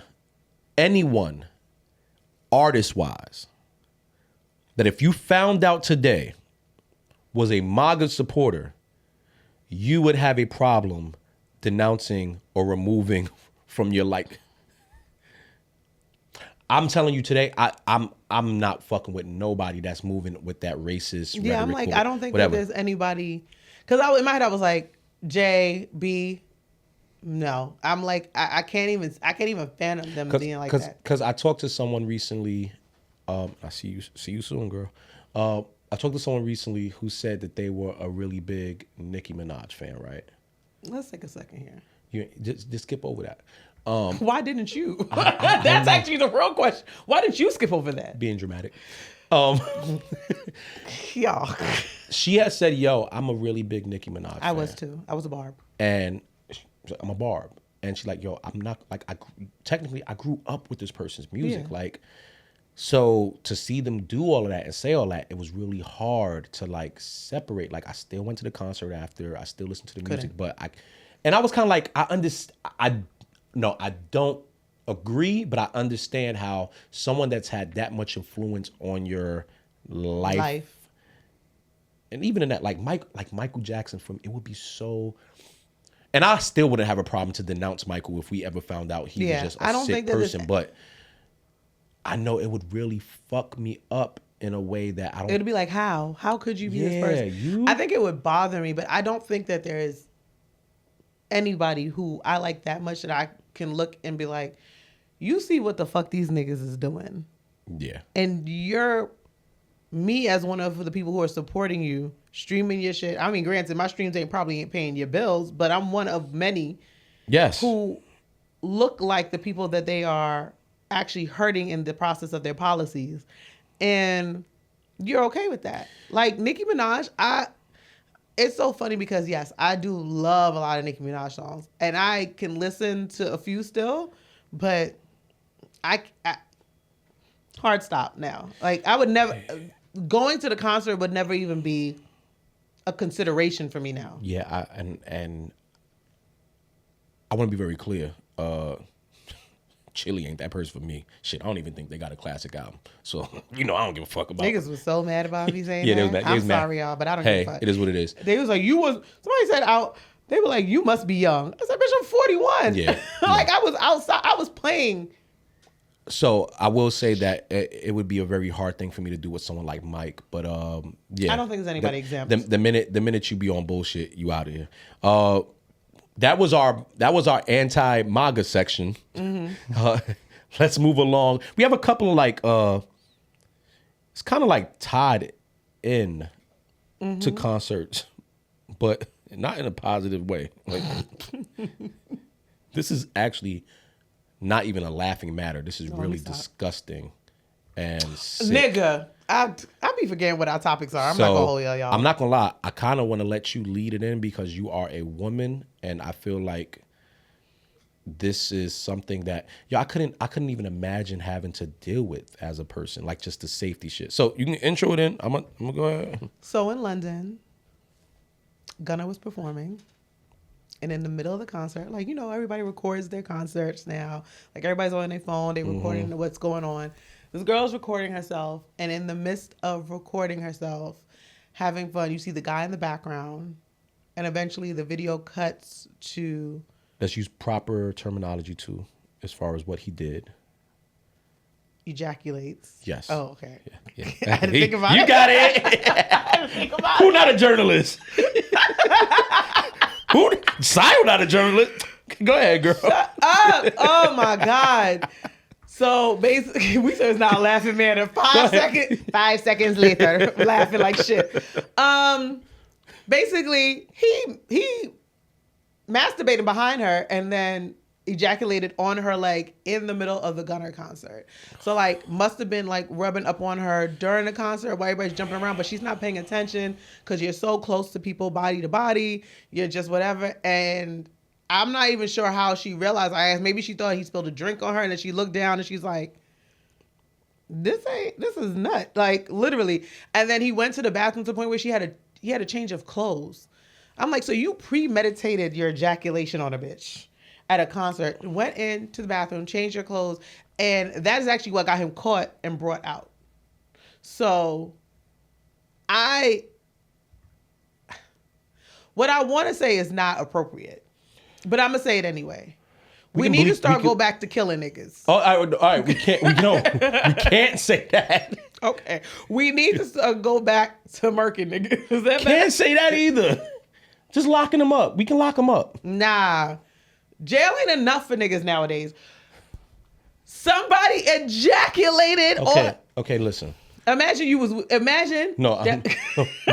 Yeah. I want to handle this with care, right? Because I have nieces, I have sisters, I have women that I love and really would want to protect, right? I really sometimes just forget how unsafe it is for women. Nigga, just it's like, extremely and not so much forget, but just you have to look out for so many different things when I go out. Like me as a man, when I go out, I'm always up on my guard because I always feel like you just never know what's going to happen. Boom, boom, boom. And I know as women, when you go out, you just want to be able to be carefree. You out with your girls, boom, boom. Like I know a lot of women that go out by themselves. Mm-hmm. And I always think that they're the bravest women on earth. Mm-hmm. Because as a man going out by myself is already risky. I can only imagine what it feels like for a woman. So you go to a concert, you by yourself, you just want to enjoy. You already probably got about 7,000 niggas talking to you the whole way there. They see you by yourself. So that's an automatic target. Red flag, yeah. You by yourself, so you scared to buy a drink because you know you want your shit slipped in. You don't want to leave your drink alone. Like to just be out and be able to feel like you're comfortable in your own just space. having a good time. And having a good time. And you go to a concert and get violated. Violated. You went to go listen and have a good time. You know what I think it is? Like, and I'm not saying men don't have this. But I'm not a man, so I don't know the level. Women always have to be on. We always have to be alert. Like, we always have to be in a space where we can't turn off our brain. Like, that's why you always see the memes and shit and be like, when it's like when a woman gets around her man, she turns off because that's the only time you can. When you go outside, you can't even eat without possibly knowing, like you can have a meal by yourself without possibly thinking something could happen. See, as a man, when we go out, the things that I look out for is usually two things. It's being robbed or being attacked, right? In some type of physical way, whatever, or a fight or some shit like that, right? Mm-hmm. Other than that, I'm usually pretty cool. Yeah. For women to have to worry about going outside, being robbed, attacked. R word, I won't say the R word, sexually assaulted, and in this situation, that's what that is. Mm-hmm. Sexually harassed, attacked, drugged, or like, it's sick. So when I'm watching this whole, clip go by and I'm listening to the girl, not listening, I'm watching her post about it. But yeah, you listen to her, you can hear the franticness in her voice. It's sad. And then how do you go back outside? How do you go and feel comfortable to enjoy? You can't even enjoy the concert? rest of the concert. The rest of that concert you can't enjoy.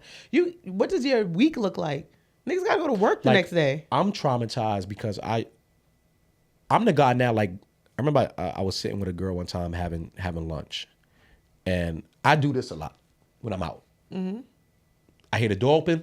I look, and she was like, "Yo, you got a girl or something?" And I was like, "Nah." She was like, "You keep looking around." I'm like, "Yo, I'm sorry. I hate to tell you this, but I don't know if it's a New Yorker thing. I don't know if it's just because I've been through a lot.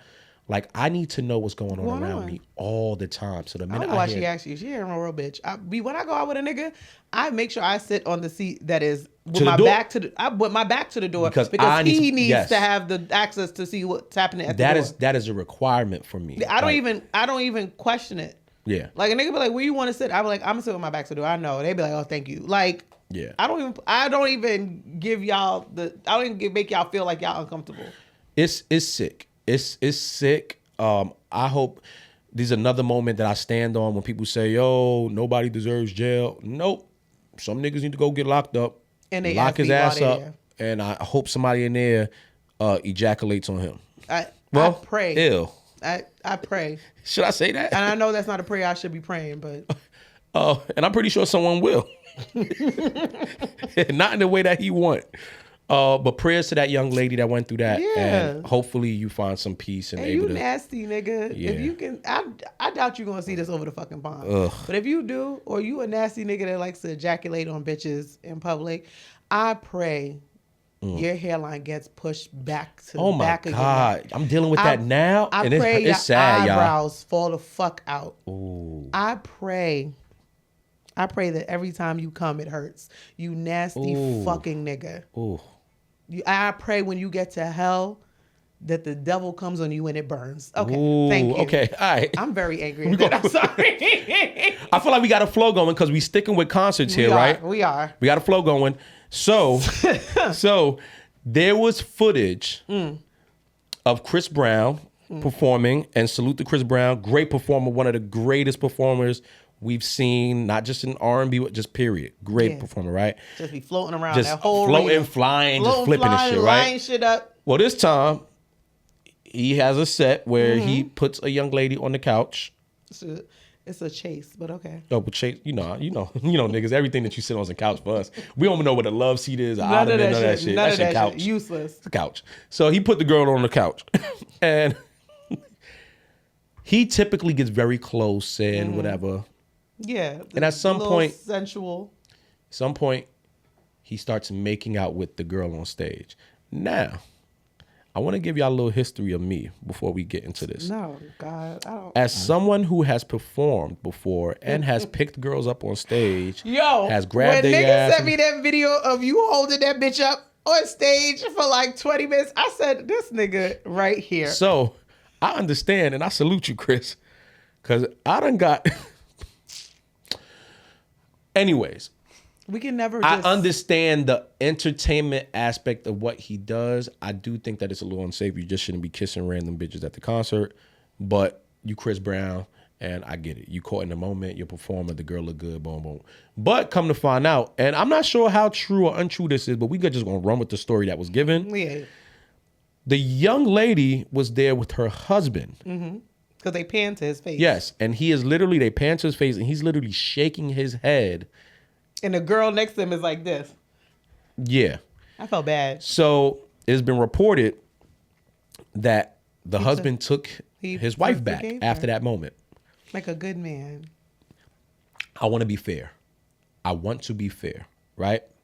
So I remember there was a concert. I'm not sure if it was the Velvet Rope Tour or which one, but there was a concert where Janet Jackson had brought a guy up on stage, and she would perform. I can't remember what song it is. It was. Would You Mind? Yeah. Actually, I did a remake. Exactly which one. I did a remake of that song too. On songs about her. What project is that? Songs about you. I'm about to say, songs about you. Songs about you. EP. Go check it out. It was a good remake. And I remember that moment. You really are in your music, man. Because before you would never even have mentioned it. I'm very proud of you. I know. That's because I did some new music. Oh, okay. Yeah, with my op. Yeah. Yes. We talk about that too. So I remember the moment where Janet was tying niggas up to this like little dominatrix looking bad. and spinning them around, getting up on them, grinding up on them, doing all types of shit. And I said to myself, if I was married, had a girlfriend, or thought about anybody in life that I wanted to love, they just gonna have to accept that Janet Jackson brought me on stage and did this to me. It would be unfair to say the same about that and then just go to reverse. Now the difference is my wife wouldn't be in the audience when that happened. Yeah. I wouldn't be there with the person. Niggas got to know who your wife would just go ahead and dead you for.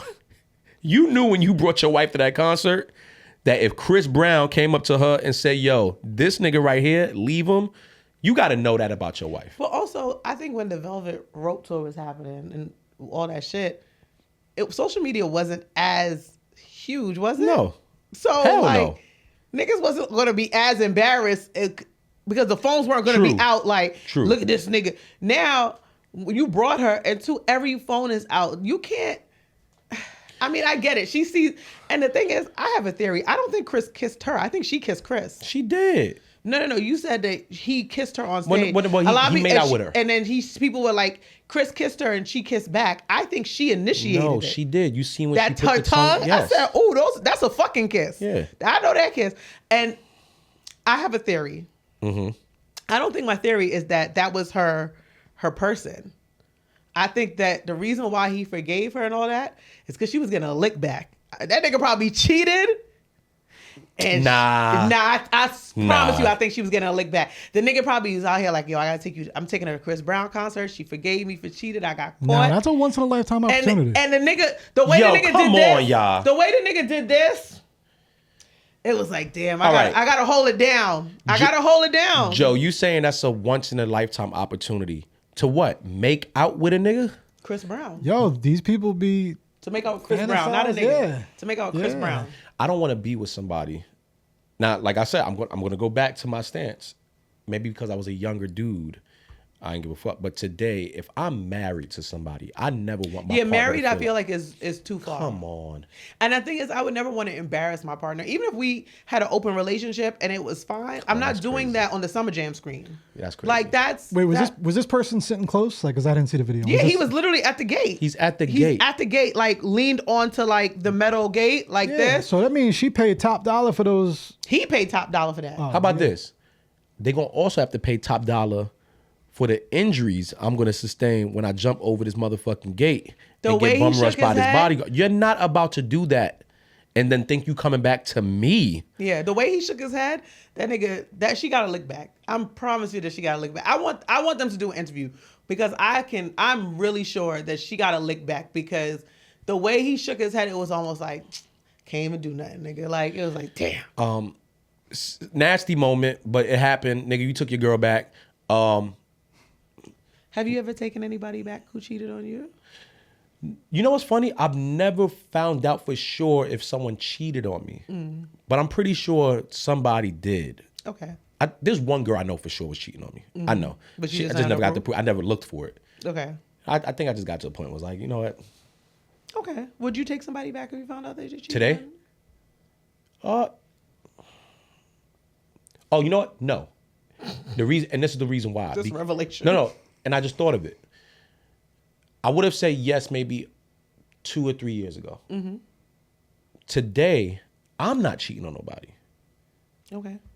Like, I'd much rather just be, like, we can just be single or we can just fuck around or we can just date, whatever. But I've told myself the minute that I tell someone you are my girlfriend, yeah, we not. But I'm not playing that game. I can just be single and play the game with a bunch of people without having the title. And you can feel how you want to feel about what you were presenting me with. But we were never together, and I am allowed technically to do whatever the fuck I want. So today, no. Before, maybe. Would you?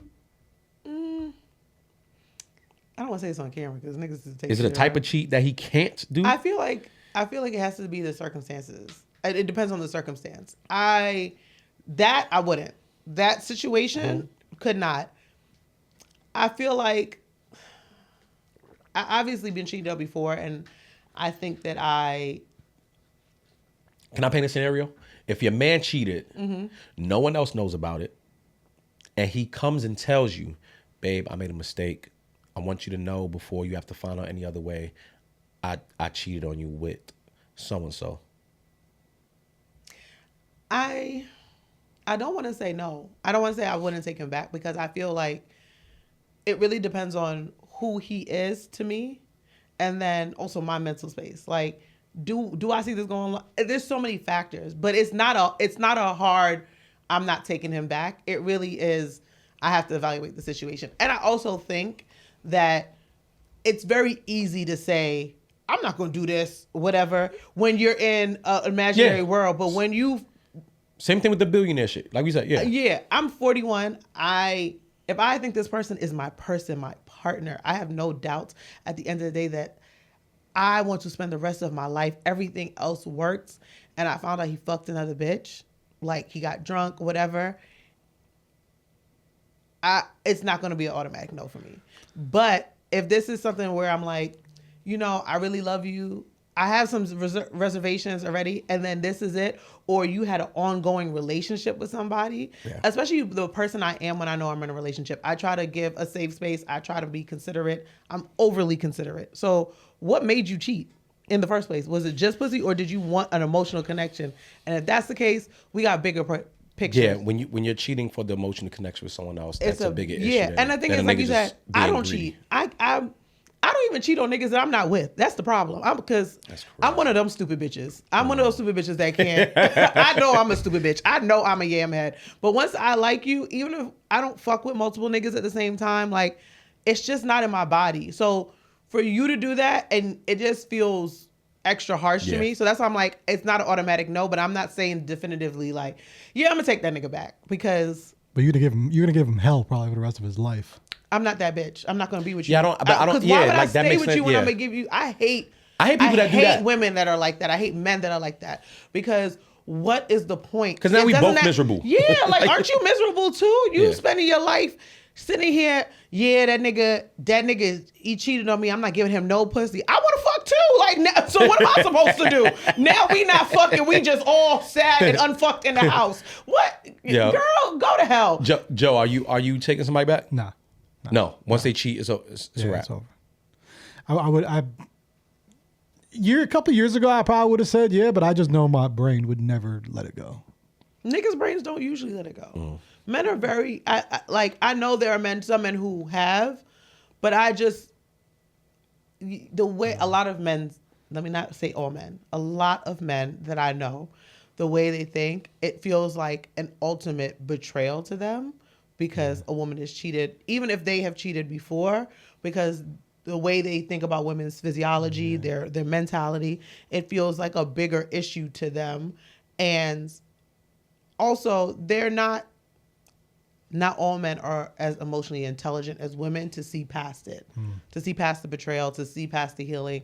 They haven't seen the lady themselves, so how can they be in a space where healing is possible? Even all that healing stuff, and I'm very big about that. I talk about that on all my platforms. Nah. Why not though? Why is there not a scenario where you can see someone cheated and they came back to you, they were hurt, they fucked up? Play as fuck up. What about cheating? At this age, nah. Like, we're not children.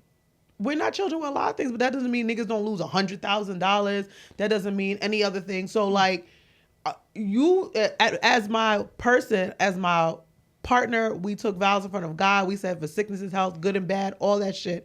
Why is all it takes is one mistake for you to be going, what 50 Cent and 21 questions? Nah, I get you. There's a lot of mistakes though, but just that's like. But why? Because I feel like that's because just of the stigma around it, or is it because I just feel like that's one of the most like lowest blows out of all the other things. Fucking somebody else. Yeah, we're just being intimate with somebody else. I want to say, but then wait, hold on, no, because you can't say that's the lowest blows, being intimate with somebody else, and then y'all fuck people you don't barely know, because if you were fucking without emotion now, why can't somebody else fuck without emotion again? It's not the same. Because we're in a committed relationship. But that doesn't mean that it is a low blow. It just means they did something that they used to do and they slipped up. So it's not an intentional mark against you. It just means that they fucked up. Nah, to me, I see it much deeper than that. You know what you're doing. Everyone knows what they're doing. And even if they don't, even like, oh, you know, you were drunk, you shouldn't even put yourself in that position because you control. Like, let's say I'm not saying that, but I'm saying of all. This is gonna have to be a separate segment. Yeah. Hey guys, I want to continue this conversation and separate it maybe for a Patreon, right? We have 2 more topics to run by before we get out of here. You saw me say stop. But this next thing is very quick, and it kind of ties into this. This is my ISO moment. I don't even have no ISO moment. This is my ISO moment. It ties into a show that I did not know that I loved this much, and I don't even know what they're saying. It's in Spanish. I don't even turn on the caption. You don't? Caption. I don't. I just watch. It's a show called Temptation Island, right? But it's the Spain version, and they be mad and passionate with that bitch. So I just want to say, fellas, or the Spanish people. Is that why you said you were Puerto Rican today? Yeah, hola. When you, maricons, decide to go do this motherfucking show, after seeing the prior seasons where niggas is... Remember Montoya? Do you remember Montoya? Montoya ran his ass. Montoya need to be on the track and field for Spain Olympics. Listen, you niggas saw what happened to Montoya and must have got there and thought, that's not going to happen to me. Your girl is going to the island and meeting another nigga that talks great, looks nice, and he's packing maybe a little bit of pichotazo, right? And he is getting your girl in a hot tub, and he is pumping nothing but Latino heat into her what's that called? Not vagine. What is it called? Don't. In a toto. This is your ISO moment. Keep me the fuck out of it. He's putting pichotazo in your girl's toto. And you niggas keep signing up for this fucking show. Thank you. Please keep signing up because I sit home. You know, I got the Fire Stick. So I can watch every channel from everywhere. I'll be on there watching the Africa shit. I'll be watching.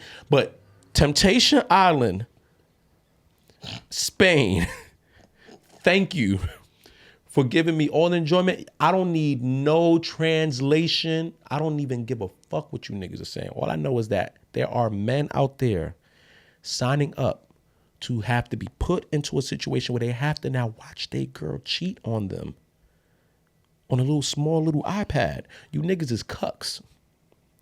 I think at this point, you niggas like bringing your girls there to watch them get pumped with Latino heat in their toto. It's disgusting, but I'm enjoying every moment of it. Thank you to the producers of Temptation Island, Spain. I want you to know I'm 42. I'll be 43 this year. If I do a USA version and I'm still single, I have no problem, Papa, being one of the guys on the room. Bring your girls bring them, please. And that's my ISO moment for this week. I gotta start vetting your ISO moment. I don't know if you guys. I gotta start vetting his ISO moment. I don't know if you guys have one, but yeah, that's what I'm leaving off at. Our last topic, I'm gonna be quiet for a lot of it because this is the world of Sayo. I'm only familiar to it a little bit because my little sister, hey Melissa, and happy belated birthday to my little sister. But she used to be a really big Harry Potter fan, but she denounced it in the name of the Lord because it'd be witchcraft and shit, and she don't play that no more. But I was interested to see the story about the new Harry Potter series that's supposed to be coming out. Christmas. And what's happening is there's a big controversy behind one of the main characters being switched from a older white guy to a younger black guy. What's his name? Snape. Slytherin. Yeah. He's part of Slytherin. He's one of the professors. So, and then my sister was a grave digger. What's it? A grave nigger. What's the other shit? Gryffindor. A Gryffindor. Yeah. So it's So the thing is, that's how I know that the Lord is still working on me and my fast hasn't worked. Because I wanted to kick him. I actually wanted to like. What I called him a grave nigga? What is it called? Gryffindor? Gryffindor. All right, Gryffindor. I'm going to let Sayo, because I do think that this is needed to be highlighted, that certain characters, we talk all the time about certain characters don't need to be changed, right? Mm-hmm. And, you know, I know there was a point where they said they want to change Superman or they want to change 007 or whatever, this and that, right? And we speak against whatever. I'm not that familiar with Harry Pothead, so I'll let you go ahead and lead us into this. But is this really a big deal that Snap is being changed? Snape is being changed. Like nape of your neck with the S. Okay, so Snape is being changed from the white man to the black man. I think people don't like change. Be honest, because if it was anything else, like if they did Color Purple and Celie, all right, that's different. I'm sorry, I ain't mean to do like, that. Color Purple is one of my favorite movies, actually. I know, me too. I'm sorry. To say this, I'm sorry. I'm trying to think of a you know what it is? It's a few things. Mm-hmm. One, Color Purple is set about race. Yes. So that's I'm sorry. Yes. But yes. There's a few things with this.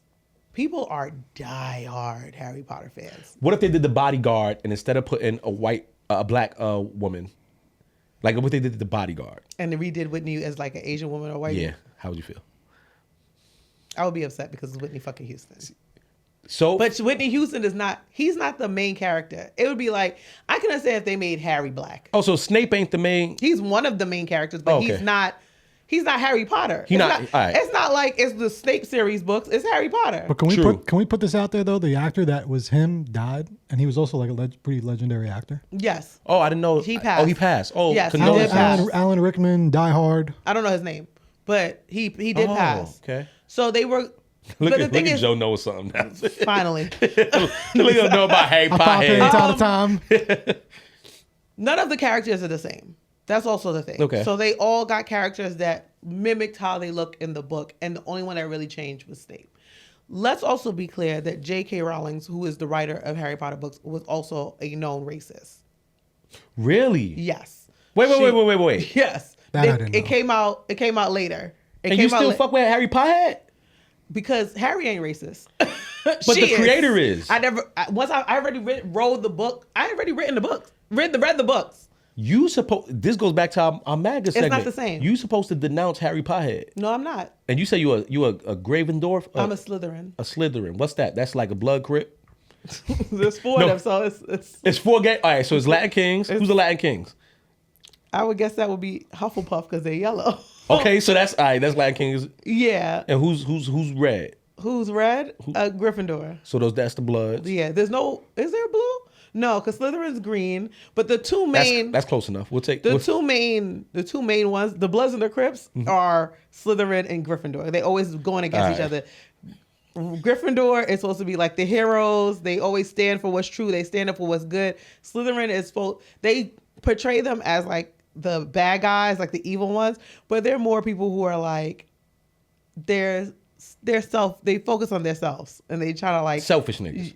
You could selfish, but doesn't necessarily mean a bad way. But yeah, okay, I like Slytherin better. But I think that it's great that they are incorporated. You don't see a lot of black people in the actual movies when they're like, when they're going through. There's not a lot. Most of the main characters. If you see a black person, this shit like Planet of the Apes. Yeah, if you see a black person, it's very much like in the background. It's supposed to be set in old England. Like they don't have iPads and shit like that. Like it's old England. It's supposed to be years ago. They're releasing the series on Christmas because every single Harry Potter movie has a Christmas scene. Like that, they technically joke and say Harry Potter are Christmas movies. I really love Harry Potter because I just like mystic shit. Like, and I think that it was very well thought out. As much as she was a racist, she wrote those books beautifully. Like, bringing us on the journey from him as a kid to him as an adult. I don't know. By the time we found out she was a racist, I had already read all the books and had already fell in love. And I don't think she owns the movies anymore. So I think that's the difference. But if the racist is the one who created it, and there's certain things about the actual creation that could have some racist undertones, that how could you still support the product? I don't know. I'm not even gonna lie to you. J.K. Rowling is your Chilli. No, she's not. Girl, you gotta denounce Harry Potter. No, I don't. Well, I can't. I have a tattoo. I have a Harry Potter tattoo. Wait. I have a Harry Potter tattoo. You got the little nigga with the glasses was on your body? I have a tattoo inspired by one of the Harry Potter movies. Little lightning bolt? No, I have a phoenix on my hip. What's the phoenix about? So there's a movie called Order of the Phoenix where basically a phoenix is one of the like big symbolisms. You know the mythology of a phoenix. Ooh, can I ask you a question? No. What if J.K. Rowling? I said no. What if J.K. Rowling? I said no. Put the phoenix in there as a representation of some type of racist thing, right? It's not the same. Like the phoenix. Order of the Phoenix in her brain is it's like the order KKK? of the order of the nigga killers. And you got it on your body. Would you remove it if you found that out? No. Like, because the phoenix was technically a cover up. It was a cover up tattoo. So you can't do a cover up of a cover up? This phoenix it's all the way here. You got the that's nigga babble. She put nigga babble in this book. And nigga babble is crazy. She put a symbol. You don't know that's what this is. The phoenix might be her way of calling black people birds. I mean, I am a bird. I'm a fancy bird like a phoenix or a flamingo, not like a pigeon. Ostrich. Ostrich is, yeah, I can see that. Like a flamingo, ostrich. I say I'm like a peacock or a phoenix. A pelican. No, pelicans, those seem like dirty birds. They be eating just random. All right, so you don't think that we should be making such a big deal? The guy's getting death threats. I think that, I don't think that we should be making it. People are very much like, I know a lot of people, black, white, Harry Potter books were their comfort. Like, there's like some kind of strange, especially people who've lost their parents. Because he lost both his parents in the show, in the movie. So a lot of people who've lost one or both their parents really feel connected to this book. They feel like they can overcome anything despite the fact that they've lost their parents. So people have a deep emotional connection to this book and all of that. There's a lot of emotion riddled through. Yeah, there's a lot of emotion riddled through it. Okay. Yeah, like he loses the person who's supposed to be his godfather, comes out of jail, tries to like clear his name. Is he white? He's also white in the movie. Everybody's white in the movie. Just assume everybody's white. All right. I don't even see. I don't even see any Asians for real. At least she put white niggas in jail. It's probably like one Asian, right? Like maybe one or two. Like it's really. What did the Asian do? What he owned? They weren't even the main character. Again, background. Okay. It's old England. I'm about to say, if she put a Chinese store in Harry Potter or like a market, so you know it's a racist. So I think that people are just very attached to the way it's supposed to look, and they're like, I don't want it to change.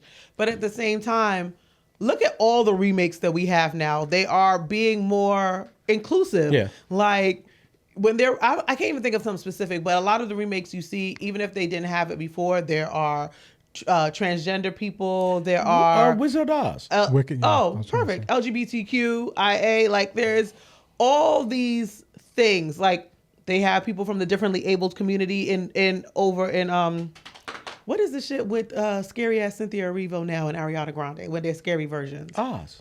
It's not Oz. That's not what it's called. What is it called? Wicked. Wicked. Thank you. Oh, I just call it. That's all. I'm like, you're making me feel slow now. It's catching on. I don't want that shit rubbing off on me.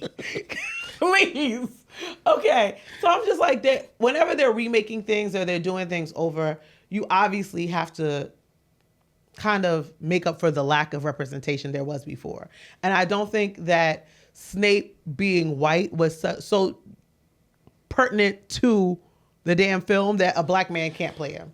Death threats is crazy. Y'all niggas gotta get a hobby. Yeah, that's crazy. Y'all niggas need to touch fucking grass. Y'all niggas need to do something that doesn't revolve around reality worlds and come and live in this one and realize that is a character.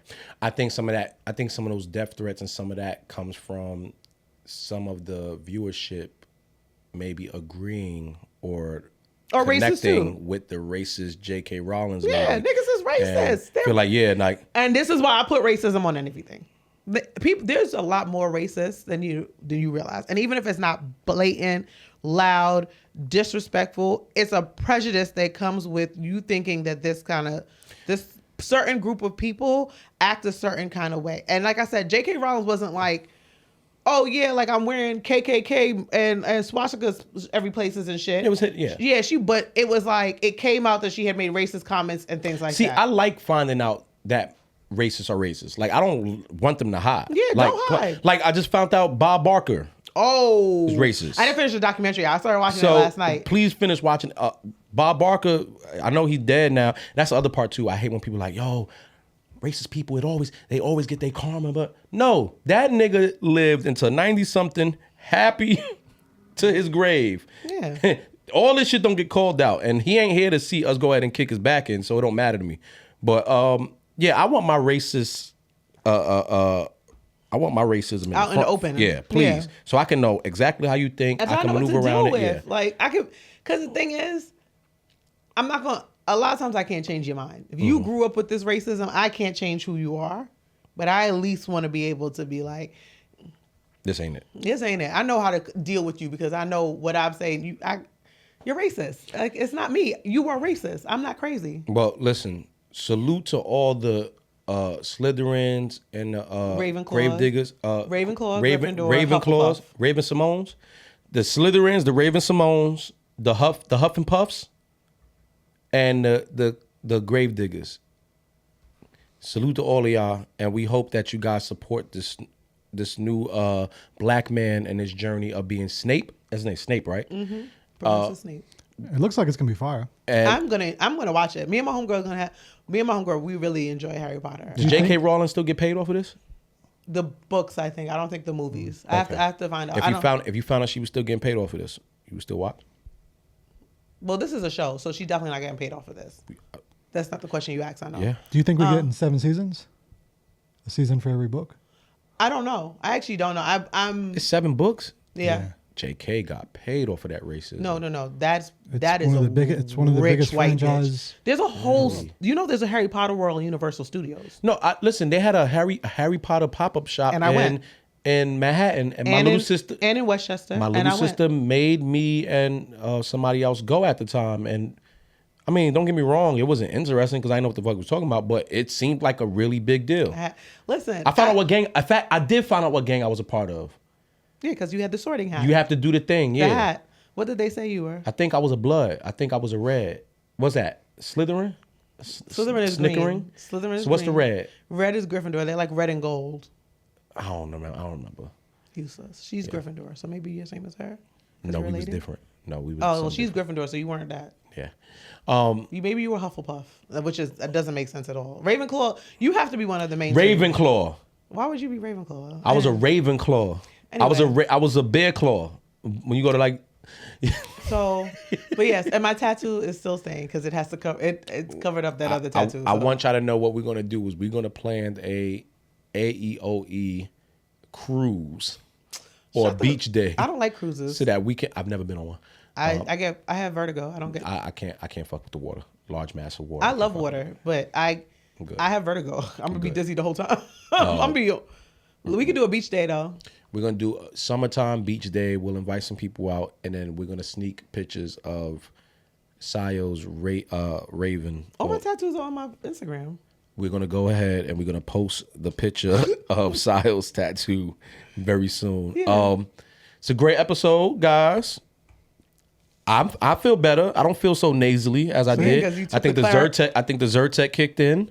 Well, that's why you're supposed to take it right, not 10 minutes before we start recording. But I'm gonna go home and take a Benadryl tonight though, so I can knock out early and really get some good rest. Do a little mix with a Claritin too. Nigga, what? That's why you fuck girls with crack. That's why you fuck girls on crack. When I tell you, I was about to be like, now he trying to make you a crackhead too. Yeah, yo, don't try to put the crack on me, bro. You know, I forgot about it, and I'm really pissed that you reminded me back what about that. I forgot that he said he fucked with somebody who smoked a little. Best sex I ever had with somebody who smoked crack. Some of the best. Why is that the best? That's some of the best. You said it was the best, and also it's still crazy. Guys, this was great. I think we did everything that we could do. We covered all the topics. We ran through them. We haven't done everything we could do because we have not saved Joe. It was some wild stuff from Jay-Z to crack to Common to Chris. Wildness. Yeah. I mean, you provided us with all the drug we needed, bro. Thank you. Thank you guys for tuning in. Episode 17. Yeah. Please follow. Continue to subscribe. Leave comments. I saw last week you guys were really happy that Saya was back. There was even somebody on there that said, yo, okay, how do we get rid of Emanny from his own podcast? I want you to know, bitch, I blocked you and I removed your comment off of the fucking YouTube. Are you fucking crazy? Are you fucking insane? Chicken head? I want to bring certain words back. I want to start calling people certain things again. Like chicken head. You know what one of my favorite words is that Teddy calls people? What? A pooput. I love pooput. I love pooput. Oh my. Like that pooput ass nigga, a nut ass nigga is also a great one. Yeah. I love a nut ass nigga. But pooput, yeah. Pooput. Teddy still uses pooput and that shit brings me to tears every time. Yeah. You pooput, chicken head ass people, leave your comments. But if you do talk a little too crazy, just know I'm personally I let you have that one. I was going to say something and I was like, no. I'm gonna let him. I told y'all I'm holding this shit. Like, y'all not about to come into our comments and talk crazy about us. You're not doing that. I ain't just doing that for me. When I see y'all talk crazy about anybody that's a part of this shit, I'm just blocking you niggas. And not crazy, I don't like, we all be jokey. When y'all get disrespectful. Yeah, I'm not playing. Yeah. The fuck? Now, they will get to a point where we can't do that no more. And fine.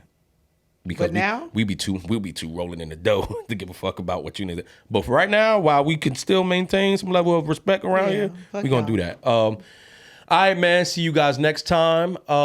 Next week we have... I'll have a tan, so I'll be even darker than you. Wow. Saya was going to Miami. We're going to get a recap of that. It's her first time being able to drink after doing her Daniel Lent. So we'll be able to have... Daniel fast for Lent. Daniel Fent, yeah. You know, I don't know. Daniel's leathers, I don't know what you said. How did leather get into this? I don't know. Joe, do you have any plans for the rest of the week? Work. We're grinding. Maybe back to the studio with you? Yeah, I'm going to be working this week. I do have some plans that I won't talk about right now, but it involves woman. So let's see how that goes. Maybe she'll be on the show. No, she will not be on the show. But it'll be, and it's not what you guys think, but it's something that I think will be an interesting story to tell. So, looking forward to that this week. I got an event to go to Saturday that I'm looking forward to going to. It's an early morning event. It's Easter next weekend too. It's who? Easter. I know you don't know much about the Lord. Yeah. All right. On that note, you guys have a great rest of the day. Bye, y'all. We out here. Peace.